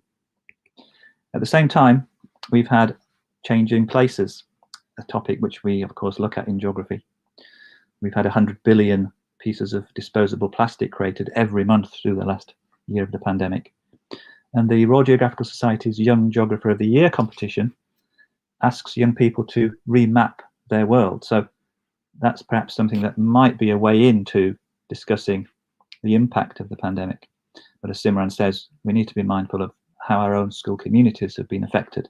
And certainly my own school community has, as I'm sure many of yours have. We've also got discussions about the forthcoming summer, of course. Young people's minds will be turning to the holiday. I'm sure some of them may already be in that pre-holiday mood, and actually some of them will be holidaying at home, and that's something that we might want to consider discussing with students as well. The idea of where and when they might holiday and how that might impact those countries. We've had another story, of course. We've had the Ever Given getting stuck in the Suez Canal. Another reminder that throughout the pandemic, of course, we've had continuing trade, continuing movement of people between countries and goods between countries. Garrett Nelson, he produced this lovely mapping tool which allows you to put the ship anywhere you want. So I put it in Ely, where I teach. So there's the cathedral just above the ship. And that allows students to visualize the sheer size of this ship and how big it is, and also be mindful of the fact that it's the height of a 20-story building. And we've also had the census, and this is from Danny Dorling, talking about how the census is going to perhaps point out the impact of the last year on certain demographics, on certain groups, on certain parts of the country, and actually show up some of the inequalities that the last year has exacerbated for certain groups. It's also led, it seems, to an exodus of people, perhaps also as a result of Brexit. And we've seen a loss of people from particular countries. So you can see there at the top, the EU14, EU8, etc. And that's perhaps something to consider, the extent to which that's actually happened and how that might impact on the demographics. And perhaps fieldwork too. So we haven't been able to do fieldwork, so maybe we'll be able to go back to getting outside again with students through the summer term perhaps, or perhaps we'll want to get that in as early as possible in the new year. And so all of that's been reflected in the curriculum changes. So I've been working on some curriculum documents. As always, these will be shared on the Living Geography blog, and I've been doing a lot of writing and reading around the world as well. So some of the books that I've been reading in the last sort of month or so about the future, really, so looking forward. Now, throughout this, of course, geography has retained its relevance. One of the things I've been doing is writing a blog about all the former GA presidents. And so this is one of the former GA presidents. He was president in 1979. It's John Allen Patmore from the University of Hull. And he was the person who came up with the idea that geography without field work is science like science without experiments. So he developed that quote. His presidential lecture was called Geography and Relevance. And there's a couple of things here that I just want to finish with, and that is about the power and the relevance of geography. It gives us a knowledge and a sense of place, the basic knowledge of the theatre of the world on which mankind acts out its days. That new world, that world as a stage, perhaps, that geography helps explain. And also it's a reminder that geography shows us that we can't be detached from home. Okay, our attempted understanding of its face is quickened by our wonder in its delights and our concern for its condition. So we are concerned for its condition, and that's the mark of relevance in geography, that concern about the world, the new world which we're moving into. Earlier this week, I picked up this book, a reminder of the power of geography, and Tim Marshall here reminding us that politicians are important, but geography is more so. And a final plug for next year's GA conference. I hope that many of you came to this year's conference and enjoyed it very much. Next year's conference theme is Everyday Geographies, the geography of the quotidian. And I hope that some of you, when the submission opens in May, may consider putting a session in and joining us in Guildford, whether in person or remotely, next year. Thank you very much. Thanks, Victoria. Brilliant. Thank you, Alan. I found myself nodding to so much of what you said just then. Really inspiring. Thank you very much. Going to hand over now to Glynis. So we are a little bit behind in terms of scheduling, so I'm just going to get you started as quickly as possible. Are you ready? You're muted. So you learn and mute yourself first. We seem to be doing a lot of this at the moment. That's all right. Hopefully everybody can hear me now. We can hear you now. Brilliant. Lovely. Firstly, I sound very nasally because I've had the absolute stinker of a cold this week. So hopefully I will be able to get through this without too much coughing or spluttering. So thank you everyone for joining my session today. So I'm going to be talking to you about an idea that I had in my department to try to develop our students and their use of counter arguments. We found that students were very good at using facts, but they weren't actually then able to argue as part of their answers. So we came up with something that was called Yes, But, So, and I'm going to talk you through how it works. So as I said, it's created as a way to help students develop their counter arguments and evaluation. Someone pointed out to me when I explained this to them that this was the Vicky Pollard way of using thesis, antithesis, and synthesis statements. So if you think about Vicky Pollard from Little Britain and her kind of yes but so sort of voice, that might help you think about what we're trying to do. So what this essentially means is that we want the students to start off with a yes statement. They're arguing for something. So whether the fact or statement that they've got is arguing for an opportunity or that it is changing something. And I'm going to use an example of the carbon cycle in a little bit. The but is then their counter argument. So their counter argument to suggest that the opportunity or the change that they've identified perhaps isn't as good as we might think it is. The so at the end is for them to draw it all together in a final evaluation. And I sometimes use the therefore in brackets. So students can kind of think of this as a so therefore statement that they can draw everything together. So the easiest way to kind of, I suppose, demonstrate how we've used this is to go through a few examples with you of where we've managed to implement this in our curriculum. So the first example is where we've used this in year 10 with the urban issues and challenges topic with the AQA GCSE. So part of the specification point for this is they have to look at opportunities in a major UK city. So for us, we're based in Southwest London, so we look at London as our case study. So they've just identified some different opportunities available in London using the specification points, for example, things like cultural mix, urban greening, and integrated transport systems. So what I wanted students to be able to do was to fully assess the opportunities available that they've identified. So for example, are the opportunities available to everybody in London? Are there negative aspects to them, such as cost, which potentially reduces those opportunities? So on the booklets that we use for students, there was a space for them to consider each of the opportunities. So as you can see, the heading on this says, yes, cultural mix creates opportunities, but. And then the idea is that students can have a discussion and begin to think about whether or not these opportunities are available to everyone. And often what was coming up was students talking about access. Could people actually travel to access opportunities, or was cost a factor that might put people off being able to access them? And we found that the students responded really positively to this idea, and it's begun to help in sort of extended writing as well, because they can remember this idea of, well, yes, this is why it's good, and no, or the but as their counter argument.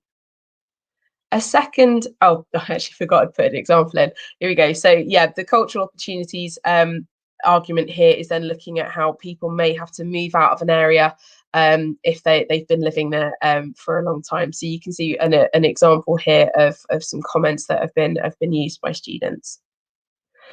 A second example is still sticking with the GCSE curriculum, but this time moving up into year 11 for changing economic world. So one of the points on the specification is to look at strategies to reduce the development gap. And we found the strategy of yes, but so very useful here for getting students to work out which strategies will actually reduce the development gap. So students are provided with information about a strategy, for example, fair trade, and then they need to use a similar scaffold to the one that I'm going to show on the screen in a moment to evaluate how effective the strategy is at reducing the development gap. So students will have the information about fair trade, and then they need to complete the scaffold that you can see here.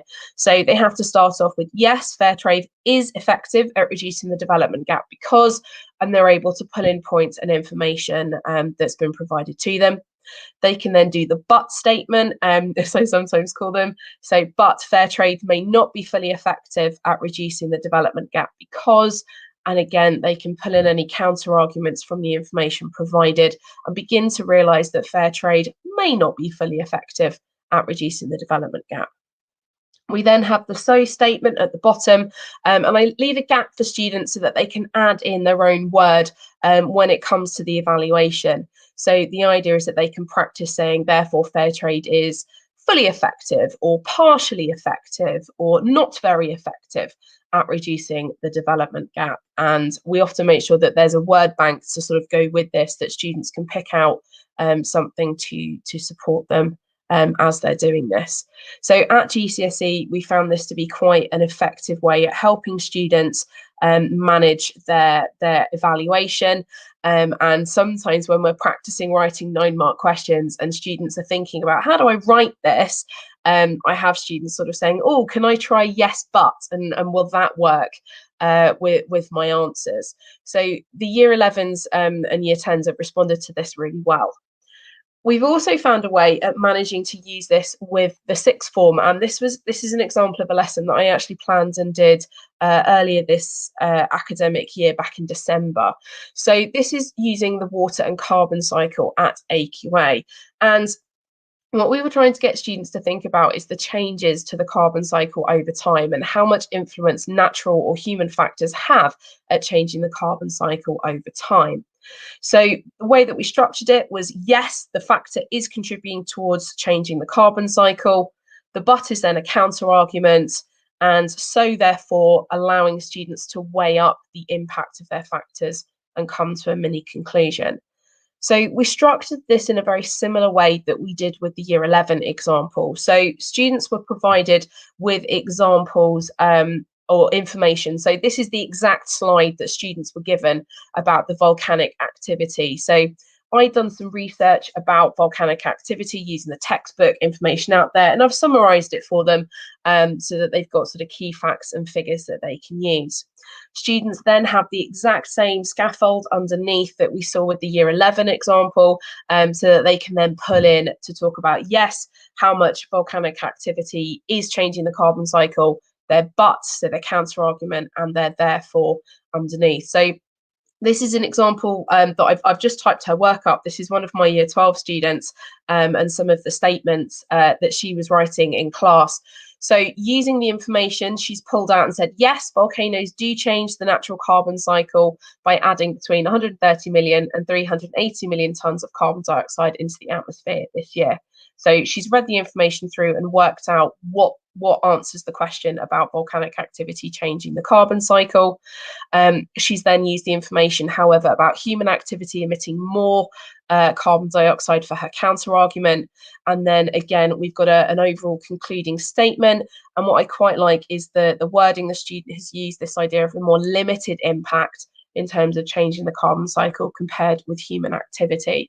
So this is you can see one of our students using this from a lesson. I sort of asked her afterwards, can I borrow your notes? Those are really useful.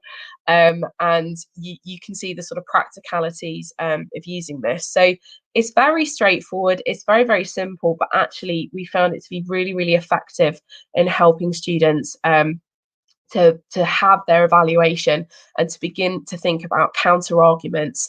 So if this is an example or a structure that you can use in your own lessons, I really hope that your students find it as effective have my students done. So yeah, that's me finished. So thank you very much for letting me talk and present today. Thank you very much. That was brilliant. Such a simple, but I can see it being a really effective approach. I am going to try that this week with my year 12 when we do some essay writing. Brilliant. Thank you very much. Thank you. Okay, so next we've got Fiona, who's going to be discussing blended learning and booklets. Hi Fiona, how are you? Hello, I'm good, thank you. Can you hear me okay? We can hear you and we can see your screen, which is brilliant. Oh, brilliant. That's good. I was a little bit worried about that. Okay, so this kind of started as an idea when we came out of lockdown. We were back in September and we kind of wanted to come up with something that would work for the year, but now it's something that's going to evolve from blended learning and something that we're going to take forward, hopefully from September without kind of too many interruptions like we've had this year. So in September, we were thinking that lots of students might be working from home, teachers might be working from home. So we wanted to kind of simplify things as much as possible. And we knew that we needed to kind of blend our approach to learning. We wanted to make it really clear what students had to learn. We had to make it really clear for anybody who may have had to step in at the last minute. And also we knew that we would be in completely different areas across the school, so we couldn't just nip around to go and get worksheets or go and print something off quickly. So we decided to kind of bookletize our entire Key Stage 4 curriculum, which obviously did take some work, but it's absolutely paid dividends. And I am a complete booklet convert now. So what do our booklets look like then? So this is an example of a unit that we do in Year 11. What we found is that we've got a really consistent format now for every single booklet. Students know what to expect and what to look for, and they're really straightforward. We didn't really have to explain how to use them for students because everything that's there kind of matches something that's going to be in a PowerPoint, in a book that we might link to, a YouTube video that we might link to. All of them contain a roadmap, so students can see what they're going to learn in that topic. They can maybe look ahead at the case studies and kind of do a little bit of research before they start that topic. They've got keyword lists in them, so again they can kind of flick back and find the keyword list if they don't understand something. They've got past paper questions for all of our kind of really keen students who want to get ahead and do a little bit of practice. They're already there. They haven't got to wait maybe until like the end of the unit to find those questions out. They've got the lesson content in case studies, model answers, everything is there in one place for each unit. And it kind of creates a revision guide for all of the students to use. So how are we using them? We're not really using exercise books this year at GCSE. Instead, we do have a booklet for each topic, and it's not really just a collection of worksheets. They'll use them for note-taking, for completing exam practice as well. So there's space in there for them to do that. We might even embed parts of textbooks into them, which was, again, really, really useful when students were working from home, where we had students working on mobile phones. They couldn't have lots of screens open at once. So having them already there in their booklets made it really simple for them to use. And every part of the lesson is in there. So from the do now task or the through the door task, whatever you might call them at your school, maps, graphs, exam questions, they are all there. And if we're looking at kind of larger chunks of texts on the whiteboard, there'll be questions for them to answer. So that helps them kind of take away what is important, really helps them with their note taking. They can take things down in a logical order. So what does it look like then from PowerPoint to booklet? So we can see there on one side of the screen, we've got what the PowerPoint might look like. And then on the right-hand side, we've got what it looks like in the booklet. So again, it's really easy, really straightforward. They know exactly what they're looking for. And again, when students were working on mobile phones and things were really small for them to look at, it was there in their booklet in a way that they could logically see. And students really, really liked this. They really, really appreciate having all of the lesson content there in front of them. So in terms of how we use it for blended learning then, so all of our website links are included so students can access them in their own time. Students can upload their exam answers to Teams. We get them to photograph their work and then upload it. It's meant that we haven't had to collect them in either. And now we have this bank of kind of answers that we can use for students next year to have a look through. So we've got model answers there, which is brilliant because before we'd have been kind of looking back through students' books and not being able to find anything. Students at home have access to everything that students in school have. So when we might have a couple of students at home, we can, it's really clear what they need to do. We tell them to turn to whatever page we're on. They can work through it. They don't need kind of extra explanations. They really feel that they are still part of that lesson. All of our PowerPoints as well are preloaded. So if we do live lessons, we can easily explain what they need to write. They can look through them. If they're not able to be live, again, it's really obvious what they need to do and where. Also, if teachers are having to deliver from home, again, they can have their booklets out in front of them. So like I've got a copy here, so I can easily flick through, and it's really obvious to me as well what they should be doing and when, what page numbers they're on, and it makes it really easy to follow. So what have we found then? Obviously, this could have been a whole lot of work for nothing. So students can easily see what they need to complete during a lesson. They can look at the page and be like, ah, right, I know what I'm doing. If they've missed anything, it's really obvious what they've missed, and they can go back to that.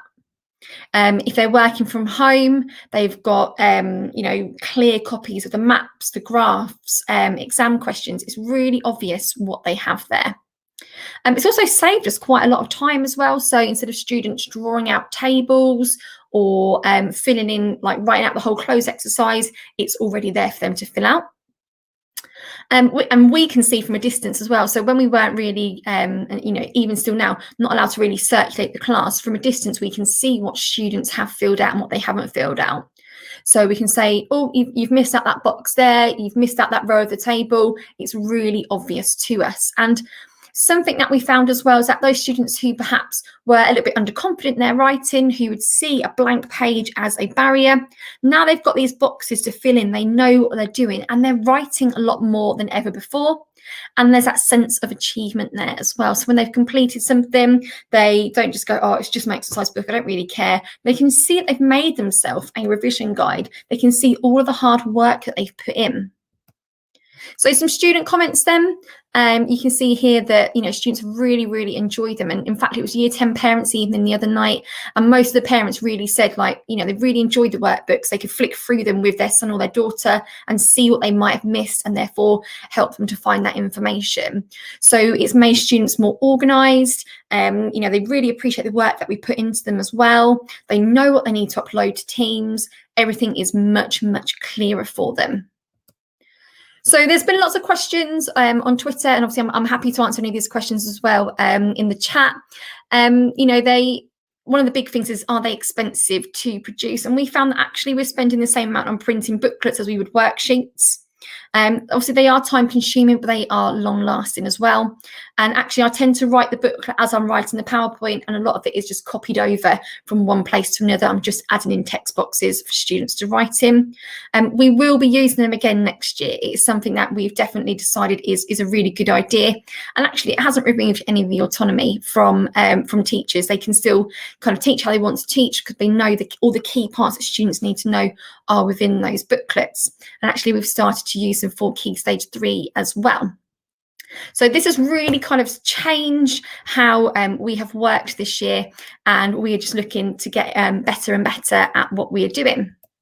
So if you'd like to have a look at any examples of the booklets that we have created, kind of a little bit more detail, there's a QR code on the screen that you can scan, and hopefully it will take you to my Google Drive, and you can see kind of the work that we have done there.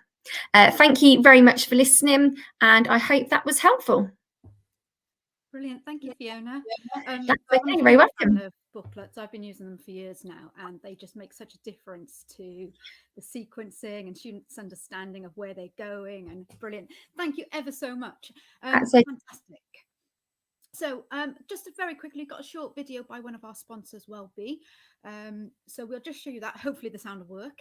And then we've got two final presentations from Lizzie and Catherine. Within 5 years, school recruitment targets missed since 2012.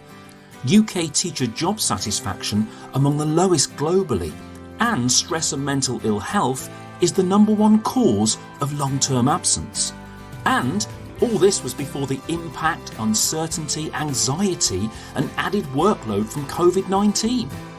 There is a solution that will help you solve these problems and effectively tackle the causes of poor staff well-being. Introducing Wellbe. Wellbe follows an evidence-built process, which means you can easily assess the current well-being of your staff, know what to focus on for the biggest impact, track progress and capture ongoing staff feedback. As a result, your school will keep more of its staff, who are happier and more engaged, improve student outcomes, and likely save £20,000 to over £100,000 annually.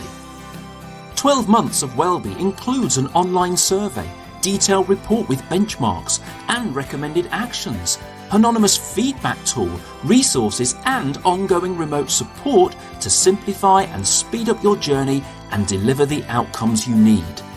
All with a money-back guarantee. Schools we work with have found this transformational. To book your free demonstration or to find out more, get in touch today. Brilliant.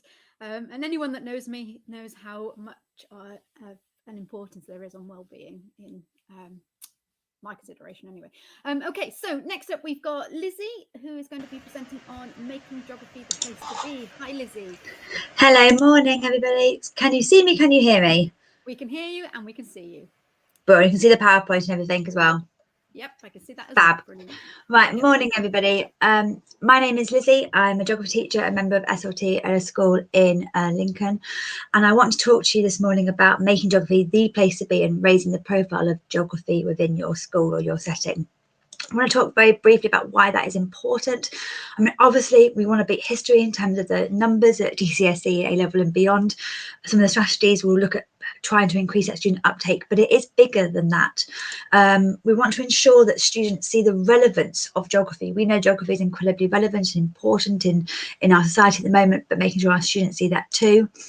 Trying to improve students' geographical understanding and also deepen that learning, as well as potentially ultimately improving teaching and learning within your department, potentially even across the school, and ultimately therefore improve student outcomes and therefore student life chances.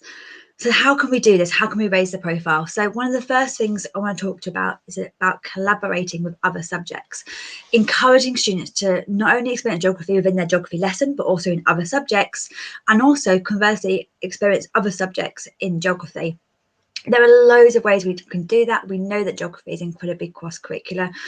Some potential ideas in maths, you know, our maths teachers and colleagues are regularly looking at line graphs or scatter graphs or calculating means and modes with data. There's no reason that couldn't be geographical data. So going to give your maths department, you know, here's some data on GDP and life expectancy. Please, can you use that when doing scatter graphs? It's something that we can easily do. If potentially in your department, maybe the statistical skills that we need to teach in terms of chi-squared or Spearman's rank isn't potentially the strongest point, why not do a teacher swap and have one of the maths team come and teach that in your geography lesson, and you go and cover their lesson for an hour. Science, our science colleagues are regularly looking at fieldwork skills, and there's a real crossover with what we're teaching in terms of the fieldwork elements. Could you again provide some transect data for sand dunes, for example, on that? Could you potentially look at joining forces when teaching climate change or animal adaptation and looking at the sequencing on how we deliver that? Are you going to deliver it first and then they're going to follow? Are you going to do it at a similar time? How are you going to potentially look at the sequencing of some of those topics, not only within the geography, but also within other areas as well? With our English colleagues, have a look again at your schemes of work and the places studied. I know in our context, in Key Stage 3, students we'll be looking at literature and books studied in Afghanistan, in the Arctic and in industrialized cities. So what prior learning are students coming to when you're looking at those areas or those countries or those places in geography, or what they got from your subject area so they could take again into their English lessons? I'd also really urge you to not leave the reading and the SPAG to the English department. We are all teachers of literacy. So how could geography promote those whole school initiatives such as reading or looking at improving literacy? Have you, could you link your schemes of work with a fiction or a non-fiction book which you use some of those to support the teaching? How are you using some of those schemes that are shared so brilliantly across Twitter, like Speak Like a Geographer, again to promote those literacy elements? I must also mention our frenemies here and our history colleagues. Again, could you review the order of the Key Stage 3 curriculums that you are delivering and create a synergy between them? Again, looking at the sequencing of them. For example, if you are teaching a scheme of work with a focus on Africa or an African country, when a history potentially teaching about the scramble of Africa, again, what prior knowledge are teachers students coming to your lessons with? What prior knowledge could you get them for the other subject areas, and how are you making those links more explicit? The second idea I want to talk to you about is the idea of putting geography in the calendar and making geography unavoidable across your school. You haven't got to reinvent the wheel here. Look at those school events that you've got ongoing and their school and house competitions. When are those geographical events happening? Are you using the Arctic flag competition, for example, as a house competition? Again, raising that profile. What award systems are you using? Are you using your whole school reward systems? And again, promoting is there opportunities to promote good geography going on in your school, or assemblies in terms of prize giving and awards? Could you use your whole school system, or are there some maybe in-department things you could do? One thing we've done is a sort of work of the week board, quick photocopy, and love the work on the board. And again, sending that praise message about, you know, doing well in geography. And again, look at those national days and those events that you can potentially celebrate, and again, put them on your school calendar. We obviously had Earth Day yesterday. What could you be doing for those kind of events? Are you involved in the GA Worldwide Quiz, for example? I'm aware that I'm talking to us all in a sort of a COVID world, but hopefully, fingers crossed, it won't be long before the idea of field work can potentially happen.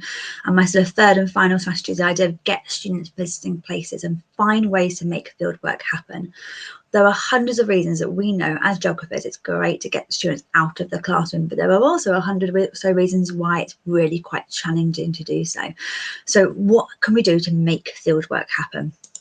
Often there might be the idea of, you know, saying, well, they can't go out, can't go out because they're going to miss a lesson in maths or science or whatever. And there's that idea of lost curriculum time. But, you know, speak to your head of department and liaise over that lost curriculum time. So if you are taking them out and they are going to miss some learning, could you potentially give that back at another time?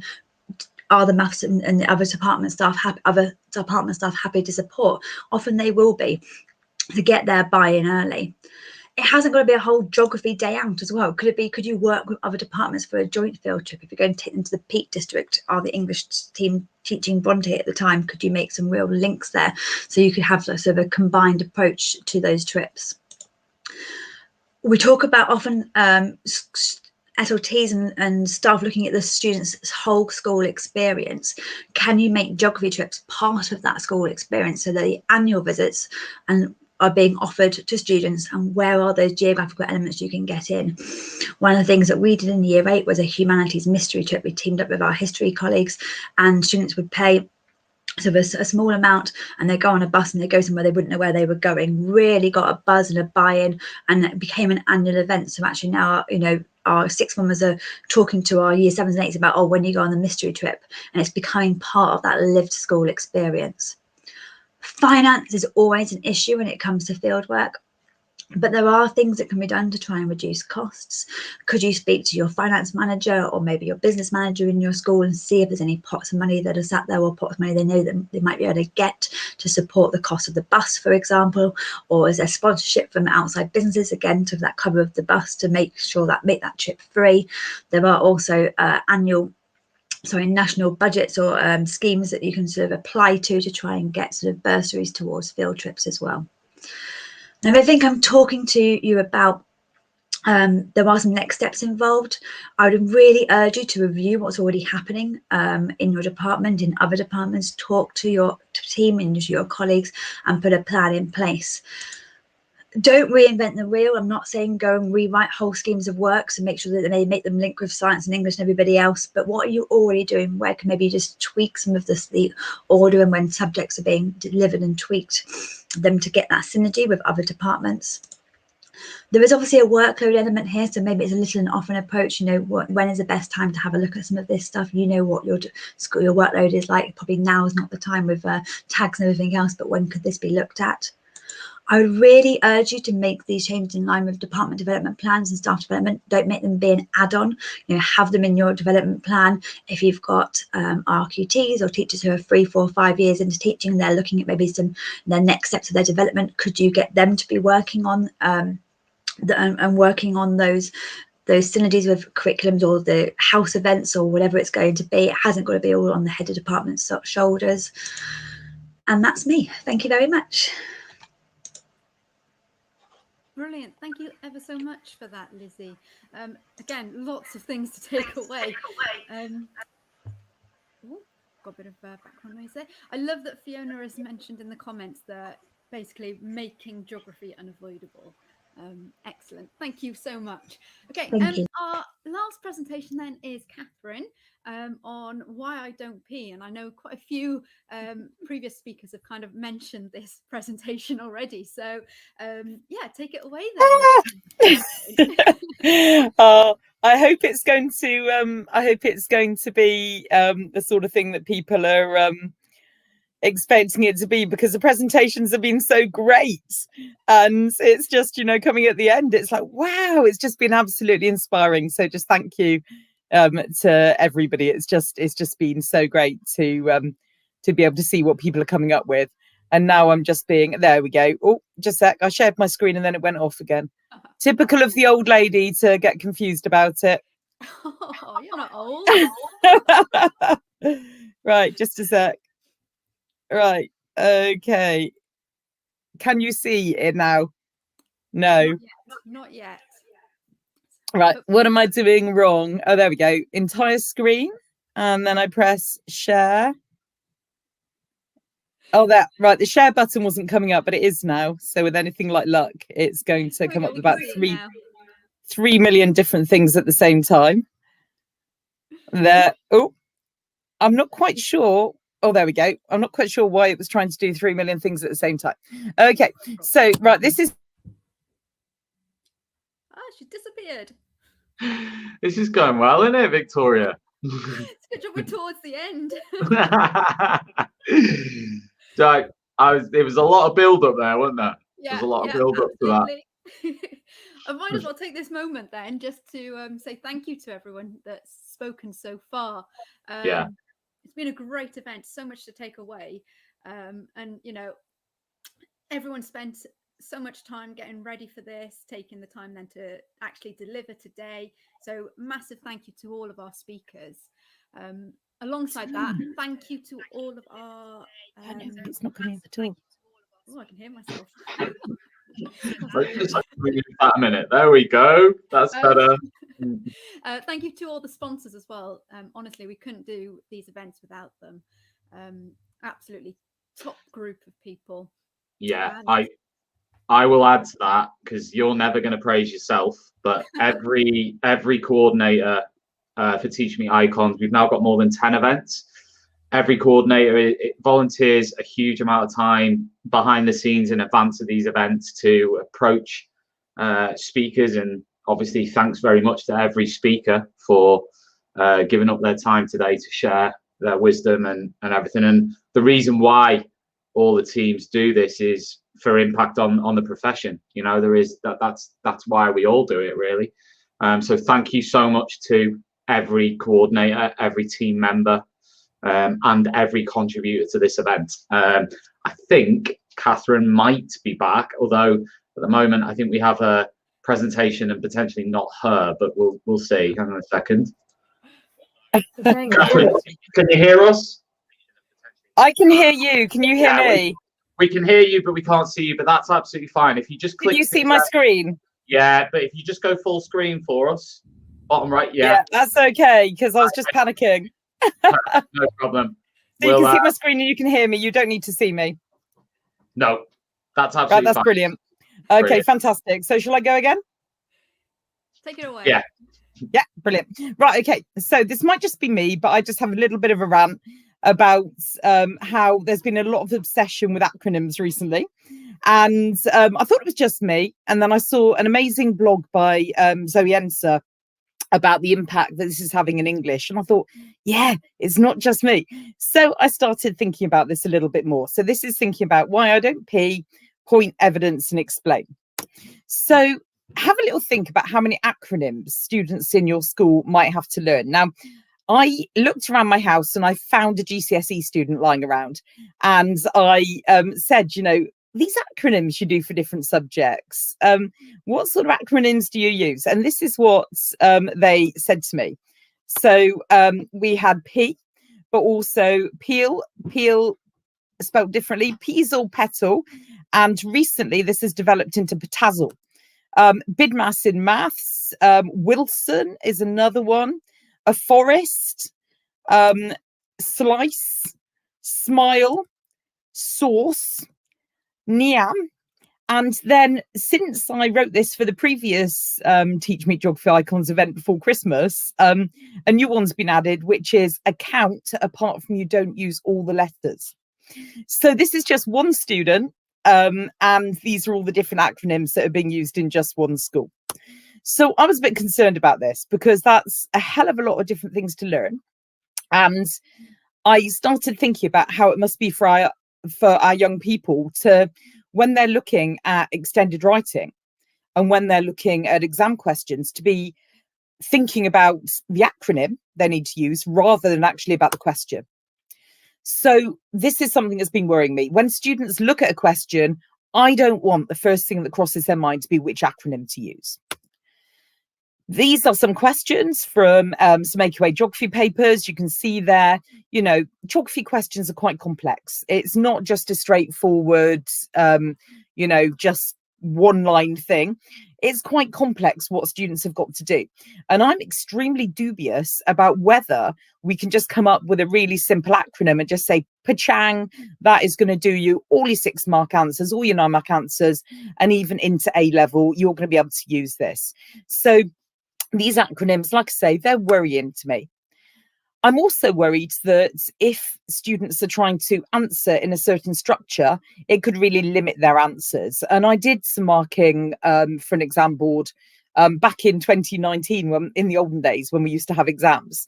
And I could see that there were students answering 20-mark questions who were desperately trying to shoehorn things into a certain way of doing it, and it was at the expense of the fluency of their answer. And to be honest, sometimes they weren't really actually answering the question. So I just think we've got to be really, really careful when we are using acronyms. Here are some A-level questions. You know, again, look how different those questions are. We've got there one about water and carbon. We've got one there about changing places. You know, we can't just say Pacham, here is a acronym and it's going to work for all of your questions, because questions are very different in geography, and that is what makes geography so exciting and powerful. It isn't formulaic, it is varied and it's complex and it's exciting. So my big idea is, why not focus on answering the question? So when students are looking at a question, whether it's part of extended writing, whether it is something that they're looking at an exam question, it's the question that's important, and it's the geography that's important. And this links in really well with what Charlotte was saying earlier about, you know, from the start of year 7, really getting students into extended writing and working with them on developing their writing, not just thinking about how do you get the points if it's an exam question. It's not just about the exam, it's about developing the young person as a writer, and that is going to benefit them whether they're in the classroom or beyond it. They're going to need to write out there in the big wide world. We need to show them what excellent geographical writing looks like, and we need to support them in improving their writing. And that's what Charlotte was talking about earlier, which was great. And Glynis's idea as well about, you know, developing the arguments. Fantastic ideas for getting students to really think about improving their writing. Guidance may be generalised that we give to students about how to write, but the feedback on their answers needs to be individual. We need to be looking at what they're writing and working with them to be able to improve as writers, not just as exam answer production machines. And also, they need to understand that how one person writes might not work for them. In geography, like I say, it's not formulaic. We teach such an exciting and dynamic subject. I might attempt an exam question and I might focus on certain aspects, and what I'm writing about may well get full marks, but if someone does it differently, that could get full marks too. And when we're modelling answers, we can make that clear. We can say to students, you know, there are different ways to approach this. We could pause in our modelling and we could say to them, you know, at this point, I'm thinking of doing this, but what else could I do? What would you do if this was your work? If they insist on being shown a structure, because some of them, honestly, they go on and on and on and on. How many P paragraphs do I need? How many P paragraphs do we need? And I'm like, no. But if they insist on being shown a structure, I talk to them about burgers. And I got this idea from our wonderful history department in my school, from wonderful Martin Ellis. And so we think about burgers, we think about if it's an extended piece of writing, you've got your top and your bottom bun, your introduction and conclusion, but then you need to think how many burgers are going in between. It might be that you're looking at a piece of extended writing that's looking at something like impacts and responses. So would you have an impacts burger and a responses burger? If you're looking at something like effects on social, economic and environmental effects, you're going to need 3 burgers. So keeping a structure really, really simple so that they can adapt it to different questions. So if this has got you thinking, then you might be interested in what to do next. I really recommend Zoe's blog, which is on Mark's Teach Real WordPress blog, the acronym that came to tea and needs to go away. So I really recommend that. Also, David Redfern is an absolute genius of geography, and I just love him to bits, and he often shares extended writing. He's been doing that recently with the A-level exam assessment materials, so it's worth looking at what he does. And then Ruth's journal is really worth looking at. It is free. It is something you might get your students to write for, but they can also look at it to see what excellent writing looks like. I would love to hear other ideas. Please, please, please, let's get having conversations about how we can develop our young people as writers and not just get stuck in the very, very limited of world of what do I need to do to get this many marks. So sorry about the faff at the start, but I hope that was useful. That was excellent. Thank you, Catherine. And no problem with the issues at the start. Wonderful to hear. I think I might go and have a look at the Routers journal, because that's something I've not investigated. I know about it, but I've not looked into it. So thank you very much for that reminder. Okay, it is the end of the day.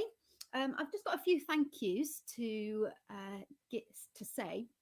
So the first one obviously is thank you to all of you for attending, and to all of our speakers that have spoken about their practice today. I'd also really like to thank the team. So Tom Rogers for our tech support, Steph Nichols for all the prep and support in advance. She's new to the TMGeogicons team, and it's great to have her on board. Tom for running the Twitter feed today, and Katie for all the work with our sponsors. Really couldn't have done it without you. And don't forget, you've still got some time to enter our competitions, particularly now that we're at the end and you've finished your notes from the day. Make sure you take a photo, share it with us, tag us in it, and we will pick our winners later on today. Just to add in there and reiterate as well, if you want the recording, you must sign up to the link that is in the Twitter bio at Geogicons, which is flashing up along the bottom of the screen now. So the YouTube feed and the Periscope feed will disappear once the event finishes for the next 30 days. In 30 days time, it will be open access again on YouTube. So basically, if you want to watch the event and download the presentations, just sign up to the link in the the @Geogicons Twitter account, and then you will be able to access that recording and resources. Thanks everybody for tuning in out, and well done Victoria, and well done the Jog team, because it was absolutely fantastic. Brilliant event. So cheers. Brilliant. Thank you.